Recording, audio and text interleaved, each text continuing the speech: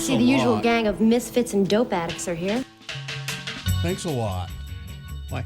Well, I hadn't thought of that song in how old is it? I don't know. I don't know. It's and I had to even look it up what it was because that song always made me cry whenever I heard it, and I'm sitting over here crying.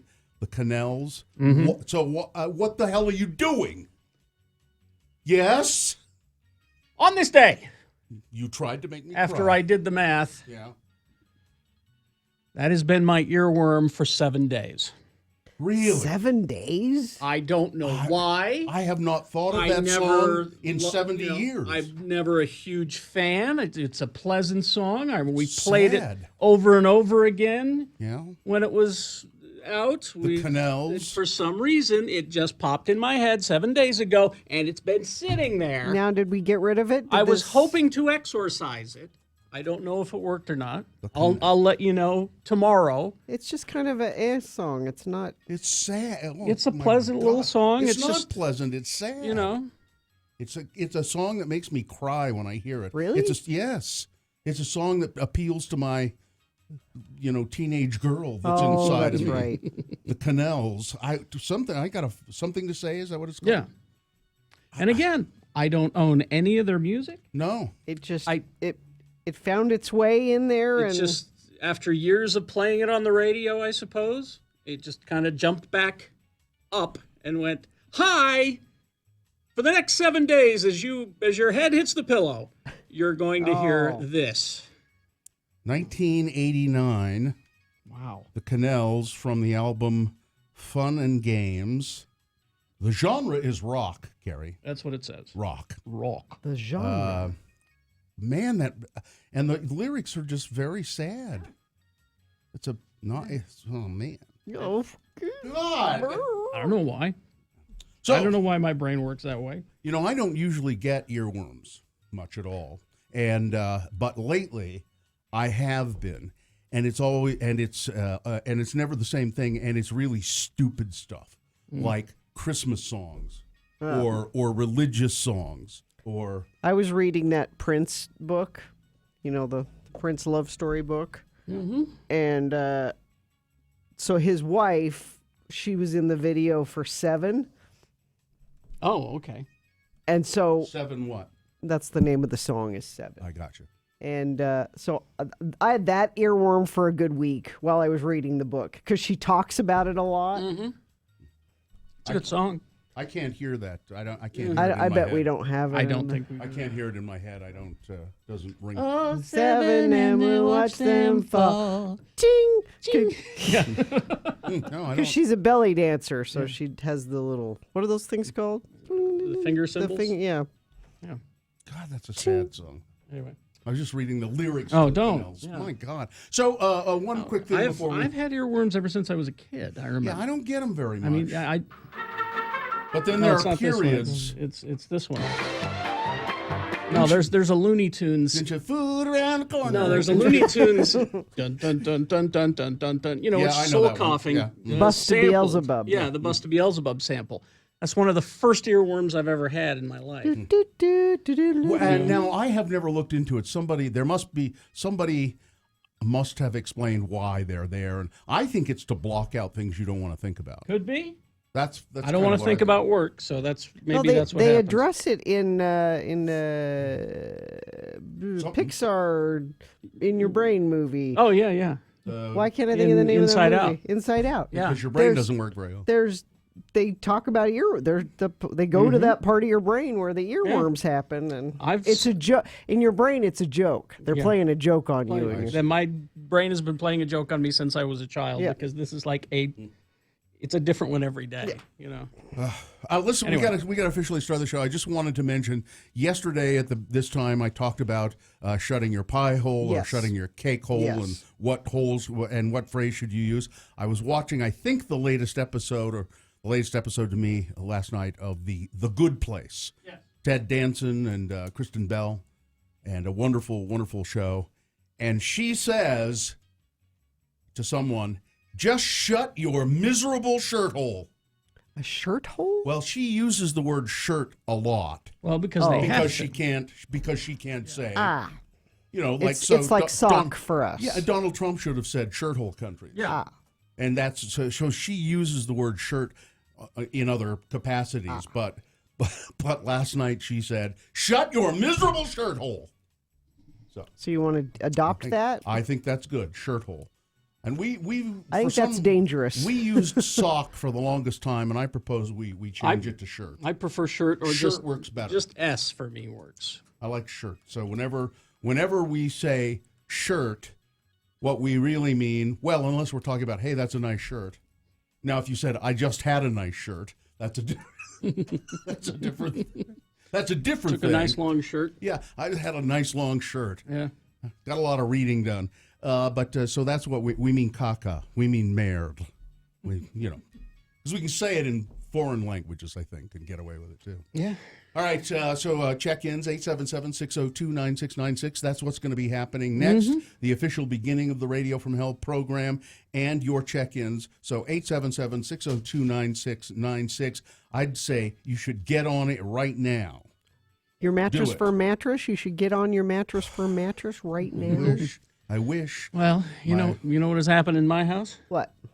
My dogs love the mattress so much that they are space hogs now, and Daddy has to sleep like this. You have a guest room with a mattress for mattress in it, I know. Maybe you should just leave the dogs in your room. Dog took my place. And go to your... Because if you spend the night at Carrie Jackson's house, you will be comfortable in a very nice mattress. Oh, so you know about that, eh? No, I just know he's... So Mattress Firm is having this New Year's sale. We should tell you about that. Yes. Listen, you buy a mattress for $7.99 or more at Mattress Firm, they will give you a free Fitbit.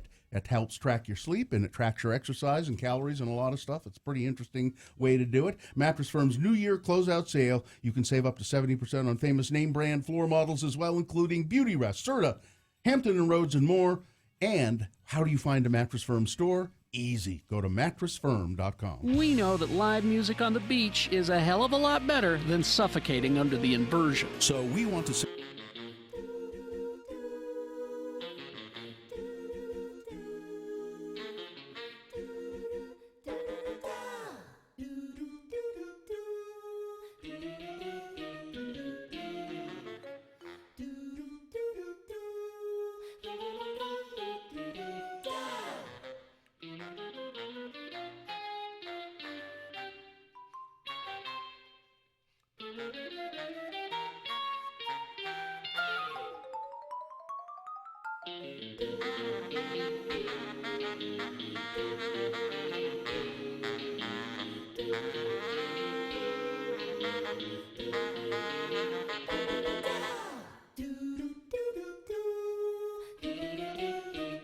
I had a Mary Jane candy yesterday.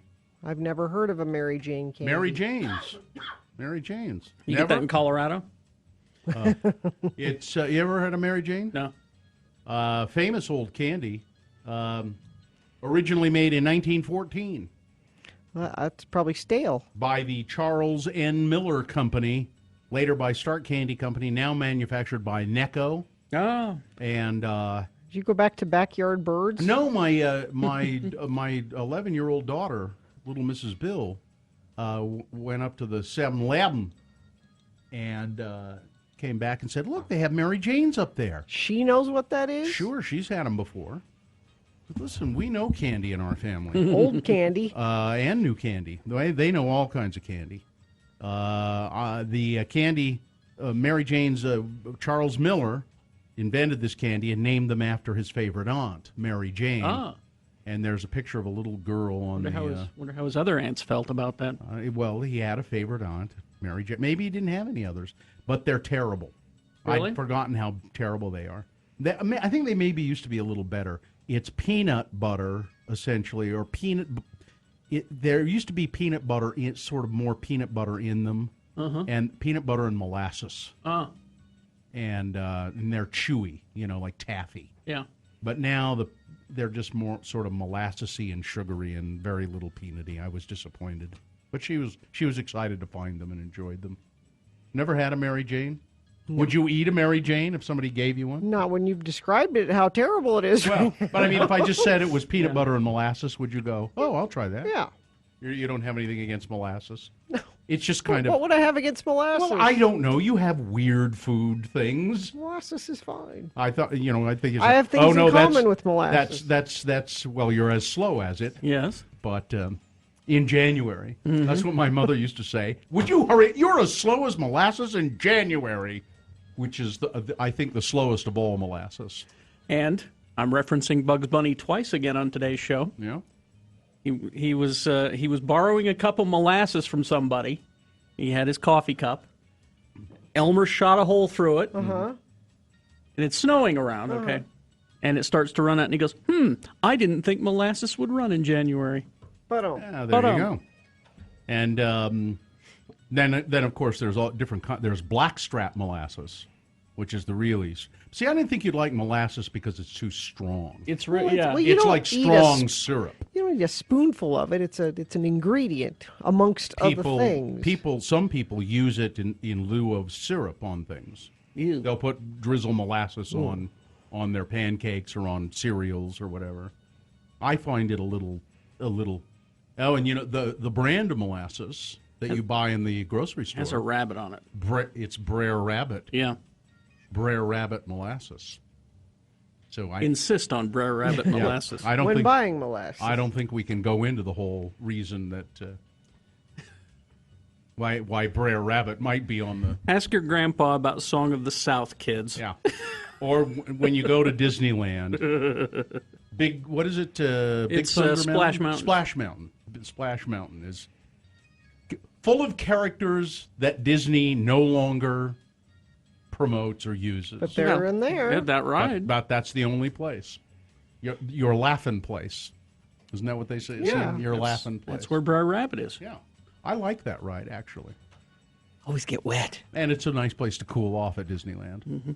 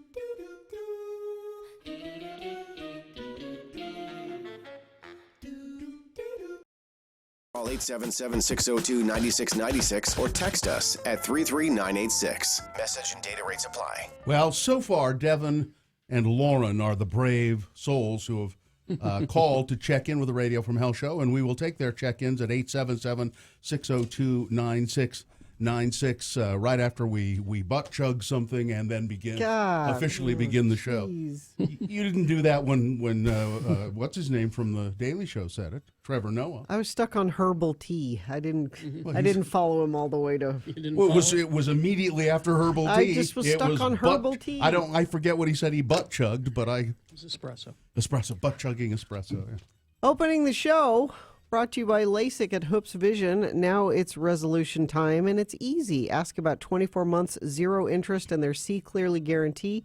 Schedule your free LASIK consultation today, 877-30-LASIK, or go to hoopsvision.com. So the moon is a waxing crescent moon. Waxing means it's slowly moving its way toward full, and it will be a full moon on January 31st at 6:26 in the morning. And I think that's the day we're at work, on the 31st. The moon will rise today at 8:46 a.m., today being Thursday. It's the 18th day of January in the year of our Lord, 2018. And this is northern Utah's northern America's, let's say. Let's say this is America's, meaning North and South America. Yes. We are of the Americas. Yes. This is America's most craptastic morning broadcast. It's the Radio from Hell show. The Americas. Yes, of the Americas. It's the Radio from Hell show, starring the Lords of Morning Radio, Kerry Jackson, Bill Allred, and Gina Barberi. The senior executive producer of the Radio from Hell show, lady-in-waiting to the program as well, is Richard Thomas Stedman. Dylan Allred, no relation, is here producing video for the show. You can see us live at x96.com. I just put x96.com/live. There are lots of fun pictures to go along with the show as we do it with the news and all of that. And Katie for short is here helping out. All right. Let's begin the check-ins. They're sponsored by Get Unlimited 1.5% cash back plus a $100 bonus with Power Cashback credit card from Security Service Federal Credit Union. Restrictions apply. Get details at ssfcu.org. Devin. Devin, thanks for checking in. By the way, there is a line open, 877-602-9696. Devin, thanks for being brave enough to do this. What's up with you? Well, it's a pretty big day. I've got a dentist appointment after work, and then BYU has a basketball game tonight. So why do you have an appointment with someone named Dennis? Does he do your taxes or something? No, I do my own taxes. Dennis pulls my teeth. No, this. Oh, you're saying a dentist. dentist. Dentist. Yeah, dentist. I'm sorry. And are you going to the BYU basketball game, or are you just watching it? Unfortunately, I can't go tonight. Too much going on at home, which is in Ogden, so opposite direction. Yeah, I know Devin is just a huge Cougar fan. You bleed Cougar blue, do you not? Yeah. If I get cut, it comes out blue. You should talk to your dentist about that. Or Dennis. Talk to Dennis about it. All right, Devin. Well, thanks for checking in. Anything else you need to add before we say adieu? I was going to say, Bill, could you please insult me so Gina can apologize for you? Let's see. What could I say bad about Devin? Oh, I think. Don't you have a Twitter name like Laser Sheep? Is that That's you? me. Yeah, that's stupid, Devin. It's not That is stupid. That's a perfectly good. What's perfectly good about it? Twitter handle. Devin, get off It's our memorable. phone. You remembered it. Devin, you suck. How's that, Devin? Do you feel good now? That's perfect. Okay. Thank you, guys. I'm going to have a great day now. Say hi to Dennis for me, all right? Adieu. All right. We take insult requests here. Yeah, sure, why not? Lauren is checking in. Hi, Lauren. Hi, how are you guys? We're well today. How is Lauren? I'm good, thank you. Thank you guys so much for letting me listen. It's our pleasure. What can we do for you here on the check-ins, or what can you do for us? We should. Well, I was just wondering, I keep seeing all these stupid orange hatch billboards around that say, like, thank you for your service and stuff like that. Mm-hmm. And I was wondering if any of you, as you drive past, have the desire to flip it off. I do every time I see it. I have the desire to deface it in some way. If I could, I would. I'm not advocating that, but Well, yeah. they're electronic, so it'd be tough, you know. Yeah, well, Yeah. yeah. I was worried it was just me. So No, you're not the only one. let's just join we'll join the throng. Every time anyone sees an ornhatch, thank you for your service, billboard. Give it the big finger. Only one. Keep one hand on the wheel. Yeah. We want you to be safe. Yeah. Very good, Lauren. Thanks so much for We'll see checking ya. in. Adieu. Thank you. Bye. Adieu. Adieu. Right. Let's go to Walker. Walker. Hey, how you guys doing? All right, Walker. What's up with you today? Not much. I just got to the gym, and then later I have a job interview. Oh, good for you. What kind of job? Well, wait a second. Let's start with the gym. all right. Why are you not working out? Why are you calling us? Well, because you guys came on before I got to the gym, so I thought I I'd see. call in and check in. All right. So have a good workout. Now, what kind of job are you interviewing for?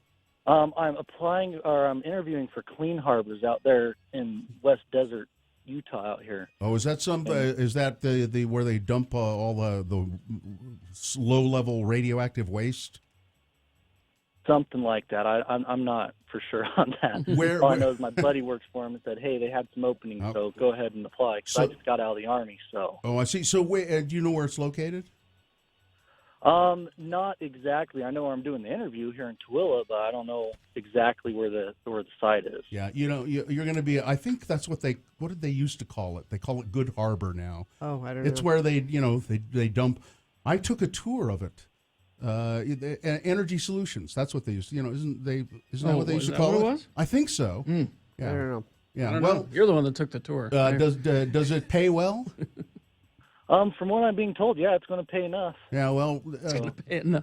just know that if it's where I think it is, it's out in Knowles or someplace like that, and it takes about an hour to get there. So you'll have a commute. That means more time to listen to this show. Yeah. Well, generally, what the employees do is I think they have a van that takes them out there. Yeah, I'm pretty sure. If I remember what they said when I did the application online, they have a ride share. Yeah, Well, good luck. Good luck. Good luck. I appreciate it, guys. Thanks. Make sure you wear your hazmat suit if you get the job. All right. All right. Oh, always. All right. Bye-bye. See ya. Let's go to Karen. Hello, Karen. Karen, is this Karen out in Wendover? It is. Good morning, guys. How are you today? Just fine. What have you for us, Karen? Oh, I was reading the shout outs, and apparently me and the young lady on that listens to you are both having a birthday today. So happy birthday to us. Oh, really? It's you and Ivy. Oh, is it Ivy, our friend Ivy from Booze Teak? Yes. Ah, Well, happy birthday to both of Both you. y'all's birthday. happy birthday.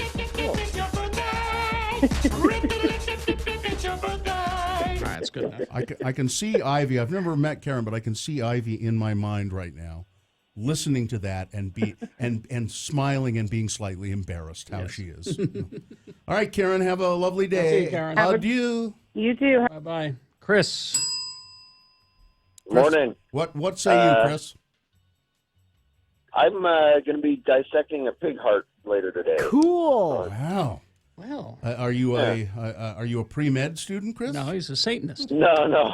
Actually, I work in a cardiac cath lab. I haven't dissected a heart since biology class in high school, so should be kind of a cool day. I didn't know they let Satanists work in vascular labs, but Don't let anybody. As long as you can do the I job. dissected a fetal pig in high school. Did you really? Yeah. we had frogs, what they called pithed frogs. And why were they pithed? Well, you'd be pithed too if they Hi-oh. were. No, they were alive when you dissected them, but they said that they were pithed, meaning that they had put something, put a little spike in their brain so that they allegedly weren't feeling any pain. Do you remember anything like that, Chris, from school? Yeah, I mean, I've heard of pithing before. I've never dissected anything that's been pithed, but yeah, I've heard of it. Yeah, so our biology teacher thought it would be valuable to dissect a live. Now, we didn't each have a frog. There was one live frog, and I looked at that poor little guy and people cutting into him, and I said, nope. You couldn't do it. Nope, out of here. And the teacher was understanding. He said, some of you will leave the room, and we will. And that's okay. And that's fine. This is not a skill I will need in the future, you said. Yeah, and I said, that's it. And he's still squirming around. The pithing doesn't seem to really make a big difference. So Yeah. All right. Well, Chris, good luck with your pig heart, and hail Satan. All right, see ya. Adieu. Let's see. Nat from Asheville checking in. Survived the snowstorm, but all the stores are out of milk and bread. North Carolina. Yep. Metal Shop Mark checking in. Doc Worker Mike checking in. Huggy Bear, Braceface Holly, Laura the Alzheimer's Lady, Ogden shut in, Tim the Tree Guy, Meg the Manager. Well, it's Winnie the Pooh Day today. All right. So we have honey? Is that what we're supposed to do? It says it's an opportunity to enjoy your favorite bear and all of his friends and have some honey. Big Boy News of Pinuendo coming up next. Also Geek News on the radio and Beat Gina at 7 o'clock. You know, I love honey, but I also love the smell of vulcanized rubber. Oh, we need to check traffic too, though, don't we? Oh, yes. We should do that. Want to do that quickly? I was going to skip it. We could have, because things are good. All right, then I love the smell of vulcanized rubber. If you see something, you can text us 33986. Big O Tires. I really do like that smell when I walk into the store. Big O Tires, of course, they sell all kinds of tires, different brands, including the Big O brand, which I've run on my cars for, I think, 25 years at least. That's the brand I always get. Now, you get some tires on the car when you buy it, but then when they wear out, whatever those are, I always replace them with Big O's. And I have a set of snow tires I got from Big O that I hope to be needing this weekend. Yeah, you might. So right now, Big O Tires is offering no credit check financing on buying a set of tires. Right now, you can come in for their buy 3, get 1 free sale. They have Cooper, Nitto, Continental tires, select sets of those now through February 4th. Buy 3, get 1 free. Big O, locally owned and operated. You can go to their website. They are the team you trust, bigotires.com. Broadway Media is a great company, and we provide them service all the time. Producing a morning show, our hosts get up at 3 in the morning. They start gathering stories, and I got to print them out. I got to get them. Not having the ability to print something made it virtually impossible to do my job.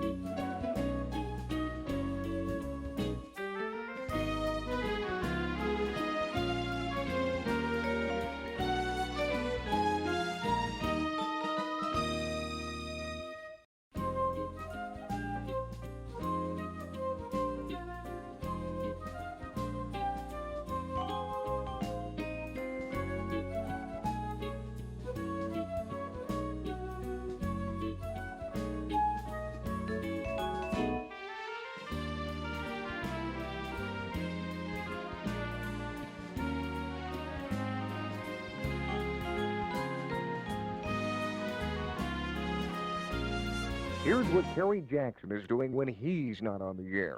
Grandma, why do we have to drive all the way up from Salem to Orem just to go to the Training Table restaurant? Because they have the cheese fries, you stupid little turd. Grandma. It's worth the 20-mile drive for the cheese fries. Yeah, worth it to you. You don't have to drive. Well, what did you say? I said that those cheese fries seem to make you thrive. Well, that's what I said. Of course they do. Cheese fries have all the nutrients we old people need. And they're easy to digest, too. Oh, when those rat bastards down home get the cheese fries to their burger joint, maybe we'll eat at home. Grandma, did you bring your stool softeners? Just you never mind about my stool softeners. Just get on the damn phone and order the cheese fries. Okay. Oh, and about 10 of them cups of dipping sauce. Grandma, can I order a burger for myself? Well, if you've got the money to pay for it. What do you think I am, Zion's First National Bank? Oh, no, I don't. Stupid little turd. Here's what Bill Allred is doing when he's not on the air. Hi, welcome to the Training Table. Can I take your order, please? Well, sure. Bill?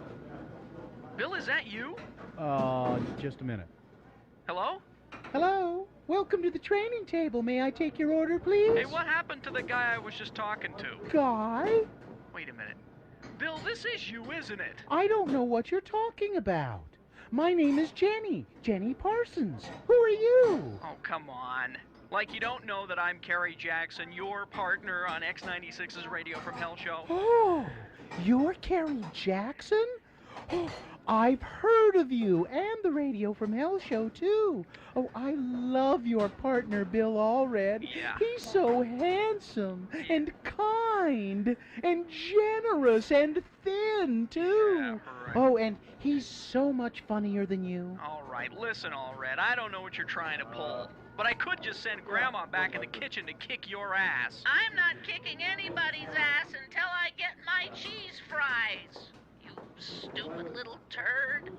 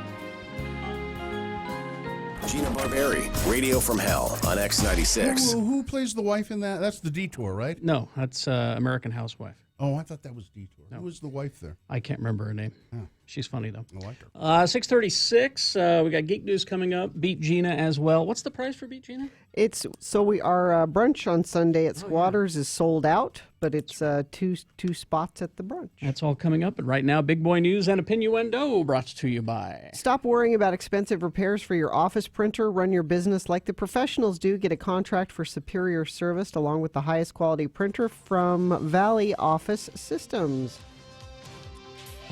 Story for you, Gina. Mm-hmm. It concerns stuffing remains into a suitcase. Ooh. So I know. You see, she just perks right up. How happy it makes her. Is it to a hear that. duffel bag or a suitcase? What did I say? Well, you said suitcase. All right then. Okay. Do you know me well enough to know that if I am fairly precise about these things? I'm just trying to picture things. Okay. Then picture a suitcase, because that's what I said. Did it have wheels? Was it a Samsonite? See there, Hard side. Is there we go with Gina. Expandable. There we go with Gina. Yeah, 37.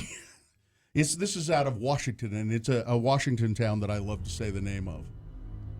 A 37-year-old Tukwila man has been charged with murder.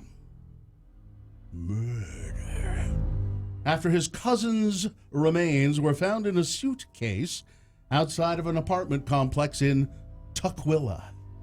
The Seattle PI reports that Rosalio Ramos, I always like those kind of names where it's the double last Why name. do you need two Ramos? I did it to emphasize it. I don't need it. I have it. I claim it. Carrie Jackson. Yes. That kind of works. Rosalio Ramos was charged Wednesday in the death of his cousin Pedro Venegas Ramos.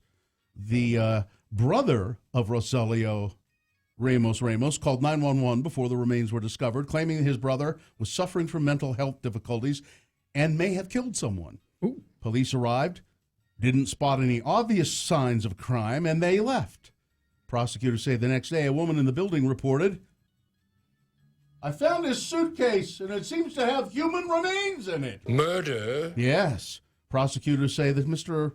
or Senor Ramos stabbed Venegas Ramos multiple times and attempted to completely dismember him. Wow. Ramos's brother confirmed that the suitcase belonged to them, and police used fingerprints. Had a tag on the Yeah, right, yeah. Yeah, luggage tag, sure. the business card. Yeah. Police used fingerprints on the body to match it with Venegas Ramos. Court documents say Mr. Ramos, in interviews, denied knowing his cousin, Venegas Ramos. So he's being held on $2 million bond. Murder? That's a good thing he didn't try to check that luggage through. Yeah. That would have been a Be problem. heavy. They charge you extra. TSA. Well, it must have been a small man to be able to stuff his remains into a suitcase. All right, I'd like to do another story for you. If my little newsreader computer, I try to save the environment by not using paper to do the news anymore and try to read it off the computer. It would be nice to have a faster computer to do that. The purported leader of the Doomsday sect here in Utah, a Doomsday sect charged yesterday with multiple sex crimes against a child. Samuel Warren Schaefer of Cedar City, charged in 6th District Court with 2 counts of sodomy. Okay, we can just... It's bad. Yeah, bad stuff with a kid. Little kid. He previously was charged with 2 counts of child kidnapping. Now all the sex charges are being added on to that. Mr. Schaefer, the alleged leader of a religious group, the Knights of the Crystal Blade, and one of his followers, John Alvin Coltharp, I guess it is they married each other's underage daughters. Not just underage, like 7 and 8 years old. Yeah. Little kids. Ugh. Both men were arrested in December after Coltharp's ex-wife hadn't heard from him or her children for weeks, prompting a search by authorities. They were found in a remote area of northern Iron County, living in a compound, I guess is what they called it, that consisted mainly of storage units. According to police, Coltharp's 2 girls were found hidden in plastic 50-gallon water barrels. Get in those 50-gallon drums there and don't say anything. Schaefer had made them stay in there at least 24 hours in sub-freezing temperatures because they knew somebody was closing in on them. Schaefer's 2 daughters were also found in poor health and in an abandoned mobile home in deplorable living conditions. Those guys are both peaches, aren't they? Put them away for a long time. I just saw this headline and I didn't read into the story, but I couldn't believe it. So let's see what this is about, shall we? We'll discover it together. But it says, for one Baltimore school, 7 killings in just 15 months. Wow.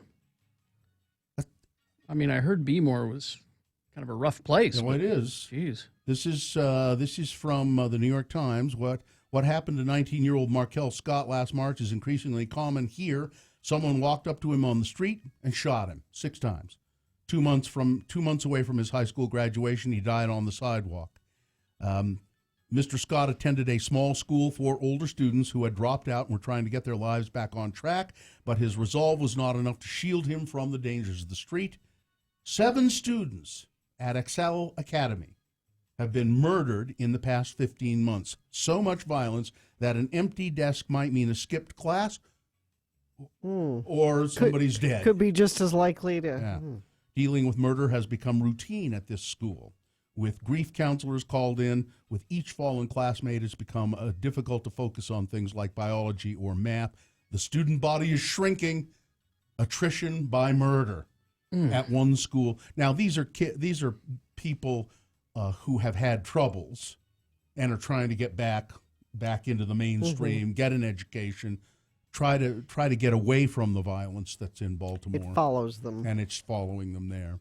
The United Kingdom has it right. What are they doing? They have appointed a minister of loneliness. Oh. This is a minister for loneliness. Is it Morrissey? It's Morrissey. Could be. Britain voted to leave the European Union more than a year ago. Europeans have mockingly said that the decision will result in an isolated, lonely island nation. But Britain, in fact, already has a serious problem with loneliness. There, Britain. No, I mean, it is serious. Meaning what? Well, more than 9 million people in the country, and they do surveys, and they ask certain questions, and 9 million people in the country of Great Britain say, I'm lonely. I feel isolated. I feel that no one cares about me. That's according to a 2017 report. Is it because British people are afraid to talk about their feelings and... The issue prompted Prime Minister Theresa May on Wednesday to appoint a minister for loneliness. For too many lonely people, loneliness is the sad reality of their modern life, she said. I want to confront this challenge for our society and for all of us to take action to address loneliness endured by elderly people and by those who have lost loved ones and those who have no one to talk to or share their thoughts and experiences with. So there's more than one time Pink Floyd lyrics reference quiet desperation on the part of the British people. Because it's the stiff upper lip. It's everything's fine, but inside you're dying inside. Well, there's a famous quote, and I don't know. I think it just applies to everyone in the world.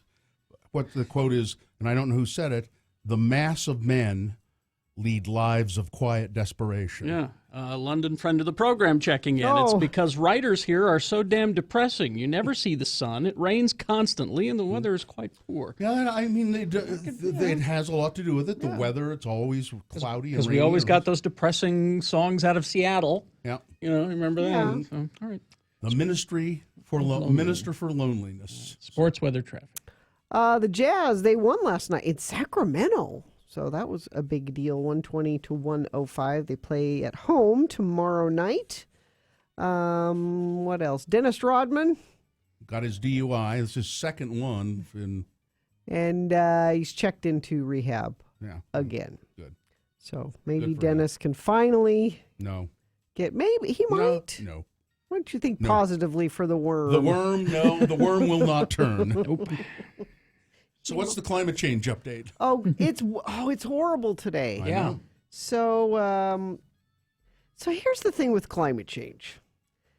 And Donald Trump will say this. It's freezing on the East Coast. Where's all this climate change means climate's changing, which means it's snowing in Florida. It's too bad that when this whole thing started being talked about by scientists and environmentalists, they called it global warming. No, they should not have done that. It means what the climate you're used to where you live is changing. Not for the better. So in North Carolina, horrible winter ice weather conditions. Florida, it snowed. Louisiana, they're having issues with snow because they're not prepared for it. They don't have facilities to take care of roads and ice and things. Today here, we could get to 60 degrees. That's ridiculous. In January. 60. 60. Yeah, I know what 60 degrees is. 60. I know what that is. All right. Yeah. That's your climate change update. It's frightening. We have a report from the all-knowing suit. The Minister of Loneliness in Britain has been named. It is Eleanor Rigby. Somebody says about 100 free CDs are at the intersection of 4th North and 5th West in Bountiful. I don't know if they spilled out of a car. Who cares? They're free. If someone dropped a milk crate full of CDs Doesn't while matter. they're moving. Was it a suitcase or a duffel bag of CDs? I don't know. Stay away from Bangor southbound from 98 South. Construction has traffic stopped. Both of those coming from friends of the program via text 33986. All right. You got to use your eyeballs and get out there and collect those CDs off the. Be careful. Yes. But you should be able to see them well. If you you've should. been to Well, in Vision. 10 minutes. If you looked at your If I paper look with at your wrong, In 10 minutes, you should be able to see. in about 7 minutes. Geek News on the Radio is Geek- brought to you by sorry. Cabin Fever, welcoming new lines for the new year. Cabin Fever, your go-to shop for laughter, kitschy memories, creative, fun merchandise located in the heart of Trolley Square. 5th South, 7th East. Cabin Fever, so much more than a card store. Hoops Vision to be continued. Yeah. All right. So Star Wars. Yeah, I've heard of it. Yes. The world has heard of it, right? Yes. Yeah. The world. Yes. Yeah. It's safe to say that if you were to Almost go to any place. anywhere Yes. in the world, Almost any place, I wearing would like a shirt with C-3PO on it or something, People would know. People would go, They'd go, I know that. Yeah. North America's biggest movie is 2017. Domestic total of $591 million. Mm-hmm. Worldwide total $1.27 billion. Okay. A success. Well, by some measures. Well, in the second largest movie market in the world, China, it has been pulled from theaters. Yeah, they've done this before. It has been pulled from theaters after its, I think, 2 to 3 weeks release time. What was their problem? Well, they're trying to figure that out. There are some theories. The situation might be that the original trilogy didn't get a lot of traction in China. The fact that the 3 original films were never received a wide release in the country. The original trilogy. So they're saying that they pulled them out of the theaters because it just wasn't being that well received? Well, here's what the Ministry of Film says about it. Because of the complex characters and themes, the prequels, and all of the multi-generational layers that are part of the culture or cult of Star Wars, it's been hard for young Chinese film goers to get into the franchise. Mm-hmm. The most, I mean, you remember in The Force Awakens, the most stirring moment for all of us who know the movies was the Luke Skywalker reveal at the end. Mm-hmm. We saw Luke Skywalker. Right. Most Chinese film goers are just like, who's this old guy? Why should I care? Who is that again? Yeah. That kind of thing. And that the Okay, guy if you're says, not familiar with it, I guess yeah, that's... Star Wars has no legacy here. It will require something fresh to win the Chinese audience back. Yeah. Rogue One did well because there were a couple of very famous Chinese actors in it. And Rogue One wasn't necessarily... You didn't have to know all No, Yeah. it was its own thing. So it's just kind of an interesting that you'd think something as big as Star Wars would just be everywhere, but it's not. Speaking of Star Wars, Solo, a Star Wars story, opens May 25th, which is coincidentally the 10th anniversary of Geek Show Podcast. This year it opens? Yes, May 25th. And the Disney people have sent me the plot synopsis. This is the official plot synopsis. Okay, let's Here's hear what they it. say. Through a series of daring escapades deep within a dark and dangerous criminal underworld, Han Solo meets his mighty future co-pilot Chewbacca. So that's what you're going to see in this. Young, fresh-faced Chewbacca? I hope so. Before Because she grew all that hair? Because I rarely nitpick. But I was upset that in Force Awakens and Last Jedi, they didn't gray up Chewbacca. Just a little. Just around the mouth. Just a little tiny bit. But maybe they Maybe don't. around maybe the eyebrows. the Wookiees don't. No, they do. Get that way. No, we have canon that establishes that they do go gray. We have seen that. Huh? Yes. But he will also encounter the notorious gambler Lando Calrissian in a journey that will set course on one of the Star Wars' most unlikely hero blow. So he's meeting Chewbacca. And so it's a young Han Solo. Young Han Solo. And maybe it'll be a Chewbacca who's so young his voice hasn't changed. Maybe he's going through puberty. That would be fun. His voice. How would you know if his voice cracked, though? Let's see. We also have a plot synopsis for Ant-Man and the Wasp, which comes out later this year. We're getting 3 Marvel movies this year. We're getting Black Do we Panther. deserve 3 Marvel Do we movies? need 3 Marvel? We need them, I think. All right. We're getting Black Panther, Infinity War, and Ant-Man and the Wasp this year. But it kind of hints as to what's going on in this movie. Let's see. Scott Lang grapples with the consequences of his choices of being a superhero and father in the aftermath of Captain America: Civil War. Because you remember, he's a criminal now. He's on the run. Okay. So that's got to do with it. And Hope Van Dyne and Hank Pym have an urgent new mission for him. He must once again put on the suit. Blah blah blah. Okay. Let's see. Oh, we got a director finally for the Flash movie, which has just been kind of hovering in limbo. It has no release date. It's gone through several directors due to creative differences, and they've signed on 2 people now. They got 2 guys. Okay. Let's see. It's John Francis Daly and Jonathan Goldstein. Is this backstory Flash? Is this origin story Flash? It's unknown. It's called Flashpoint. Okay. Which is an impactful chapter in the Flash's history. So I'm guessing that it's not an origin story. But is it the same guy that was in Justice League? Same guy that was in Justice League. He's funny. So that's moving forward. Let's see. The Gambit movie has lost its director. That's the 3rd one now. Gore Verbinski is gone. And finally this. Yeah? Horror legend John Carpenter. Yes. He's fine. He's just fine. He's, what, 78, 79? He is 70. He turned 70. Oh, yeah, I would have thought he was older than that, too. He turned 70 this week. And Rotten Tomatoes tweeted out, John Carpenter would have been 70 today. We celebrate his birthday by looking back at his 5 favorite films. What? Why did they? No one knows. But he tweeted back saying that the rumors of my demise have been greatly... This is to Rotten Tomatoes, despite how it appears, I'm actually not dead, he tweeted back. Despite how it appears. Yes, so he is 70, and he's fine. He's just fine. All right, there you go. Let's see now. I'm trying to remember how the show works. We check traffic here again. And then you can talk about... I can talk about Hoops Vision. Yeah. Okay. Let's see. It's been a pretty light morning so far. Except for crash northbound Banter Highway at the I-80 freeway, 2nd south. The northbound lanes blocked there. Use an alternate route. That's the only crash being reported. Friends of the program saying 114th south closed from 3200 west to 40th west. You can't cross Banter in either direction, despite UDOT promising you could. They promised. Damn them. If you see something, let us know. Text it to us, 33986. Brought to you by National Auto Plaza. Who builds the best trucks? National Auto Plaza does. Accessories you haven't even thought of yet. All to take your next adventure to a whole new level. National Auto Plaza. Oh, let's see. Beat Gina. Coming up. Yeah, in our next break, right? Yes. Am I back on track? You here? are. So Beat Gina, the trivia that you will be playing against Gina with is Pink Floyd trivia, and you could win tickets to the sold-out Radio from Hell Sundance brunch at Squatters on Sunday. All right. That is happening after this. Also, round 1 of your boner voting. The number to call, 877-602-9696 if you want to line up now to try to beat Gina.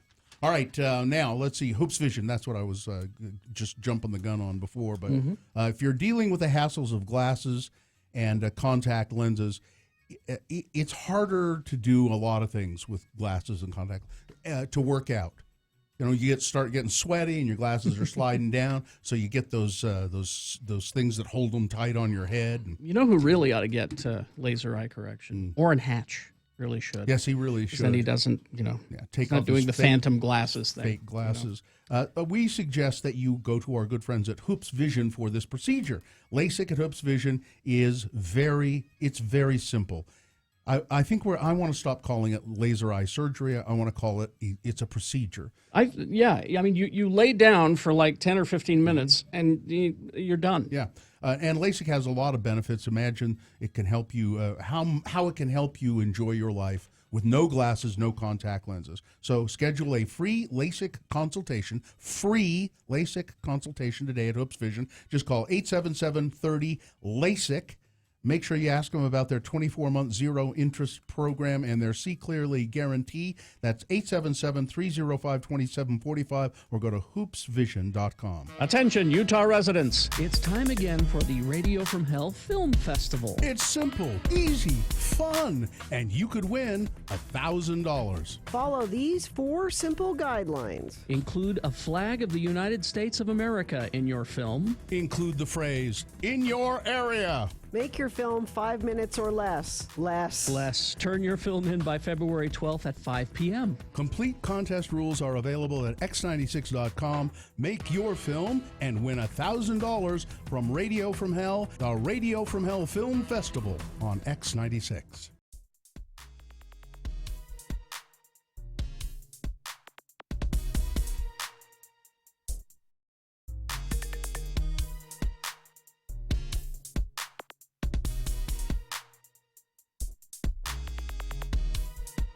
It is the 23rd century.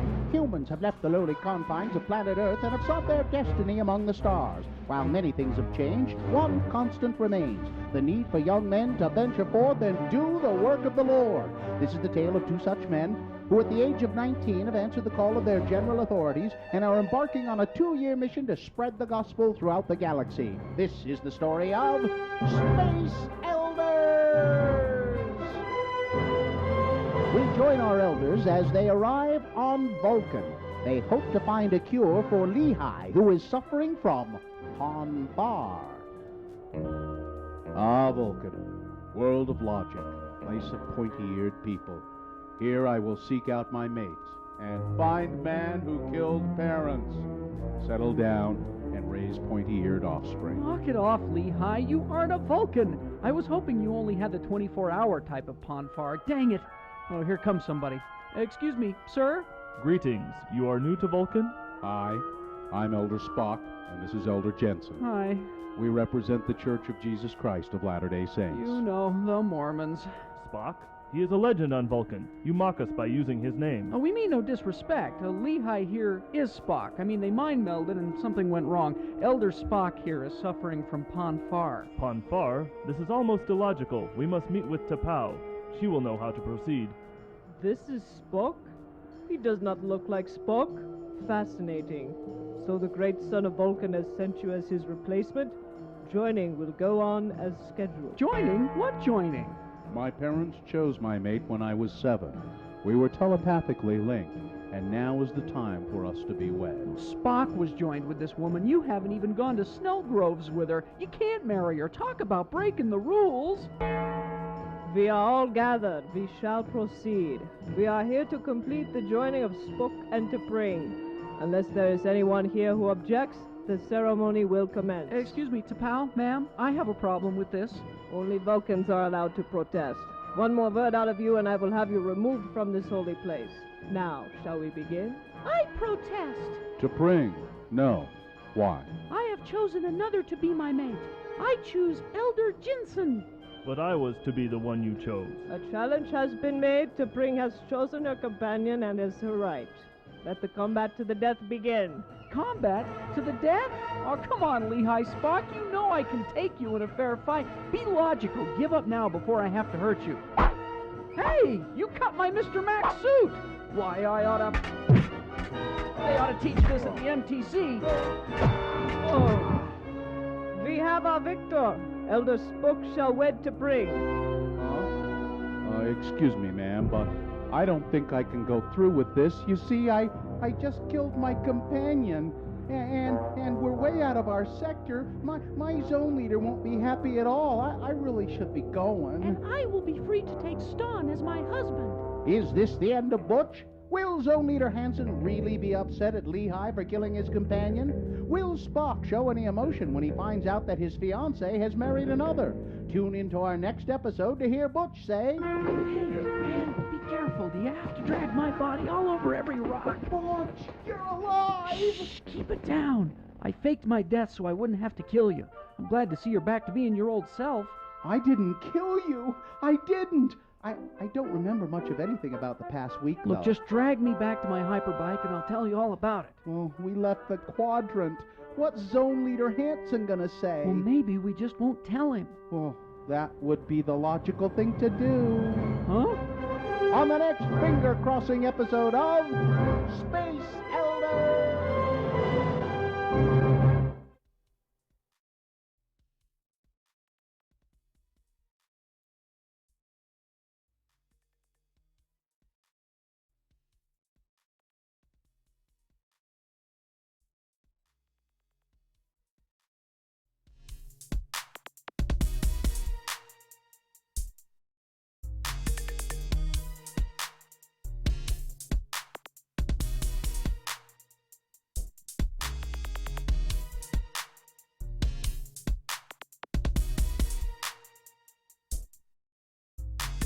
X96, KXRK-FM, and HD1, Provo, Ogden, Salt Lake City, 96.3 FM, and streaming on X96.com and our free app, Utah's original alternative for more than 2 decades.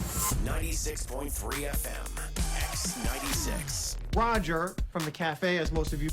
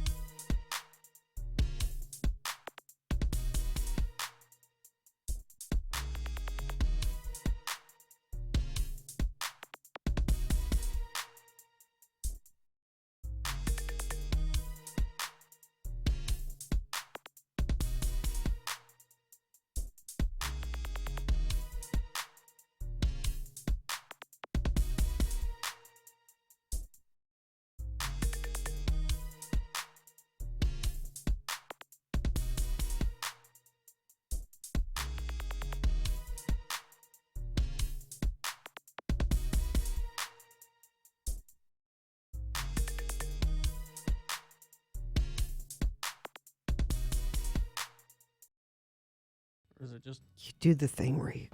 Oh. We hold up a cue card. We change things on the show. It takes Carrie about a week. Climate change update. I'm not. Okay. All right. And? If people beat Gina at Pink Floyd Trivia today, Bill, tell them what they'll win. Well, Carrie, they'll win 2 tickets to the Radio from Hell Not Safe for Work podcast brunch at Squatters. It's this Sunday. It's called Lights, Camera, Brunch.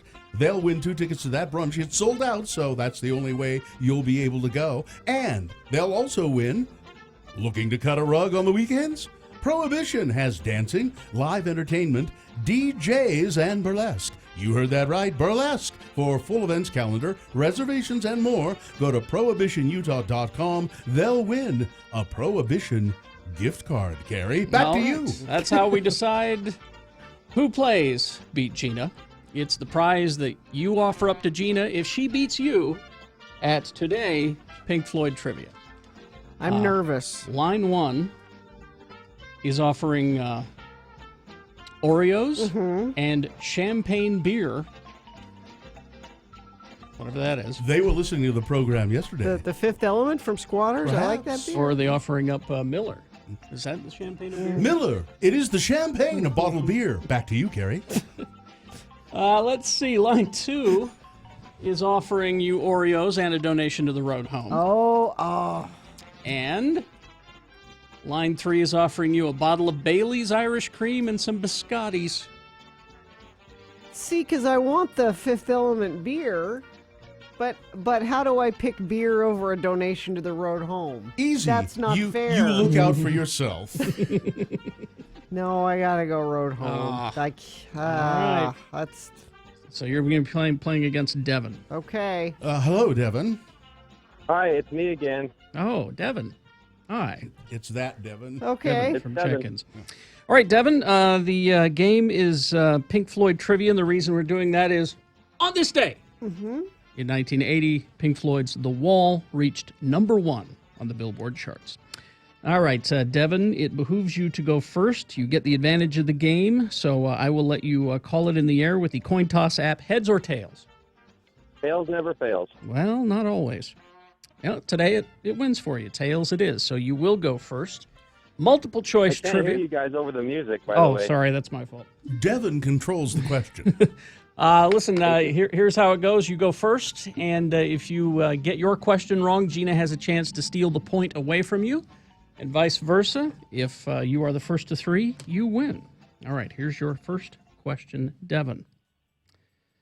Pink Floyd's first album, Piper at the Gates of Dawn, was recorded at Abbey Road in 1967, directly adjacent to the Beatles, who were recording what album at this time? Was it A, the White Album, B, Sgt. Pepper's Lonely Hearts Club Band, C, Rubber Soul, or D, Help? Thought this was Pink Floyd trivia. Yeah. I think it was. What was the first one again? The White Album? I don't think. I'm going to go with Rubber Soul. That is incorrect, Gina. Gina with a chance to steal. Back to you, Carrie. 67? Pink Floyd's first album, Piper at the Gates of Dawn, recorded in Abbey Road Studios in 1967, directly adjacent to the Beatles, who were recording what album at this time? Help? Is incorrect. No, I believe it was Sgt. Pepper. That is correct. Why did I feel like that was later? Bill is ahead in the game. 0-0. Gina, you control the question. Get used to this, by the way, because this is some. They're all I that think hard. Nick put this together, and he likes Pink Floyd. All right. All right. Even though he is the longest-running member of the band, Pink Floyd drummer Nick Mason's vocals appear on one song in the band's entire catalog. What song is that?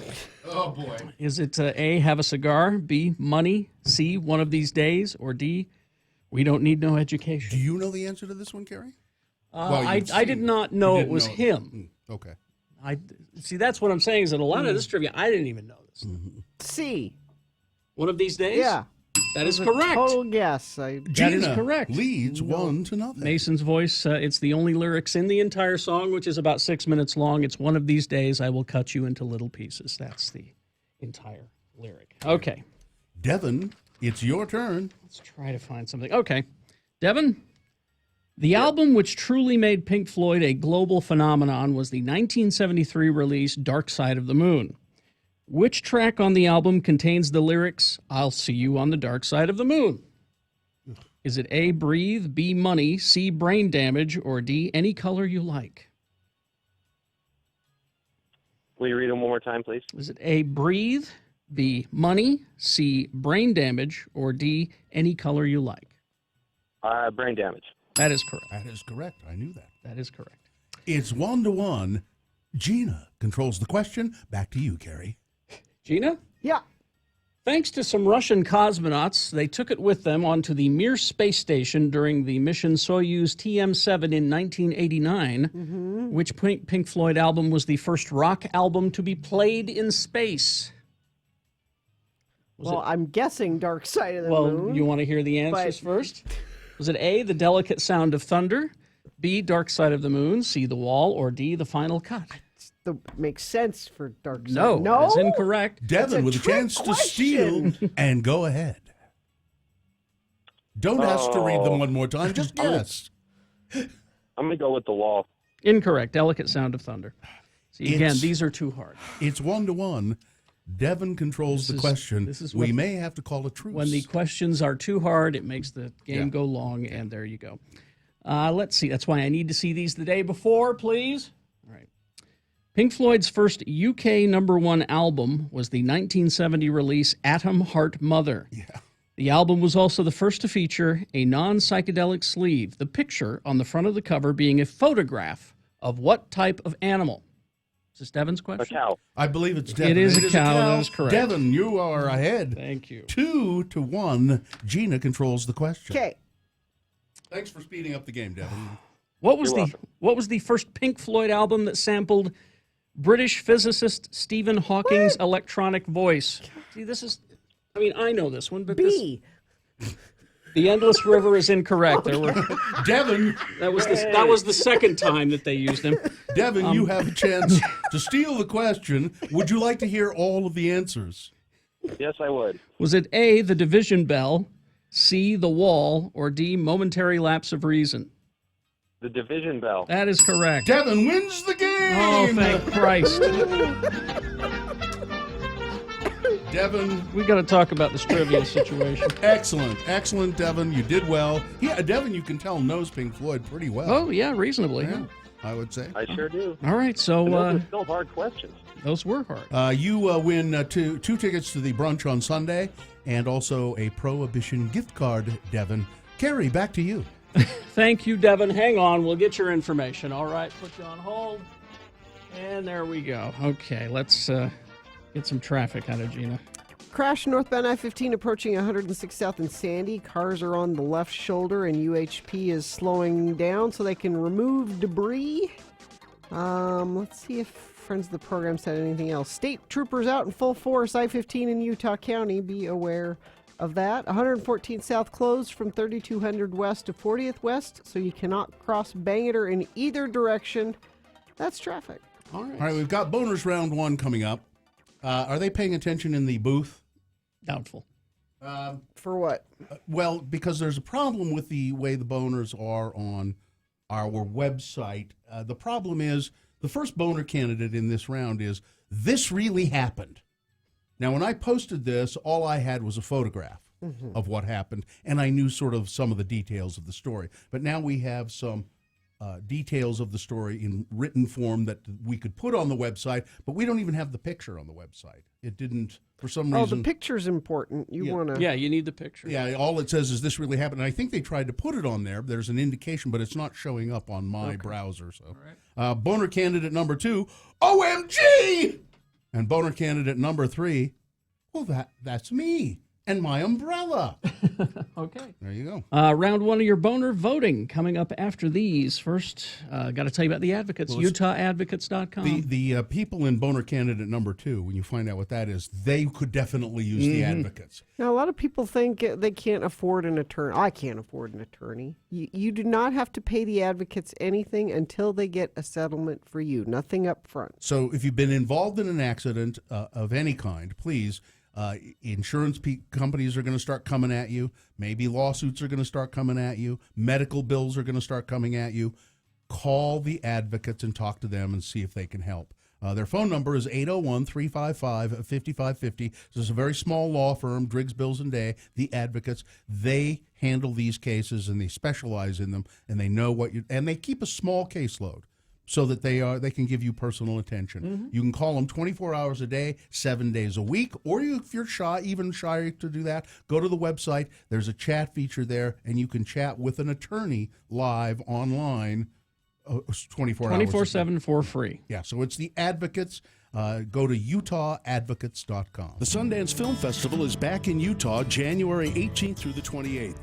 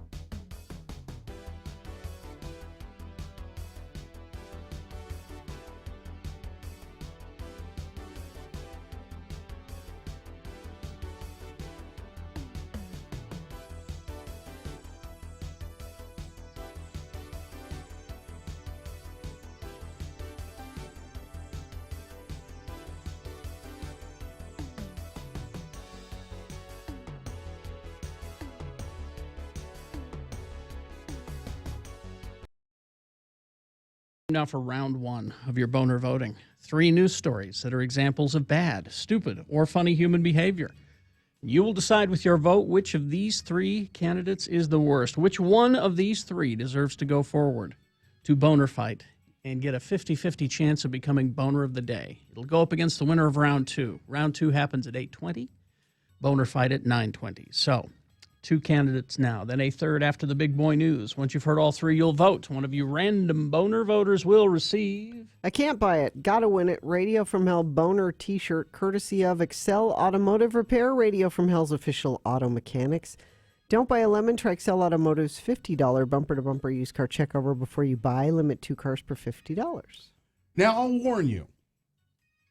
When you, if you go to our website, x96.com, and look for these boner candidates for more information, or to see this picture that I'm going to talk about, it's unbelievable almost. Yeah. I called this boner candidate, this really happened. It's disturbing.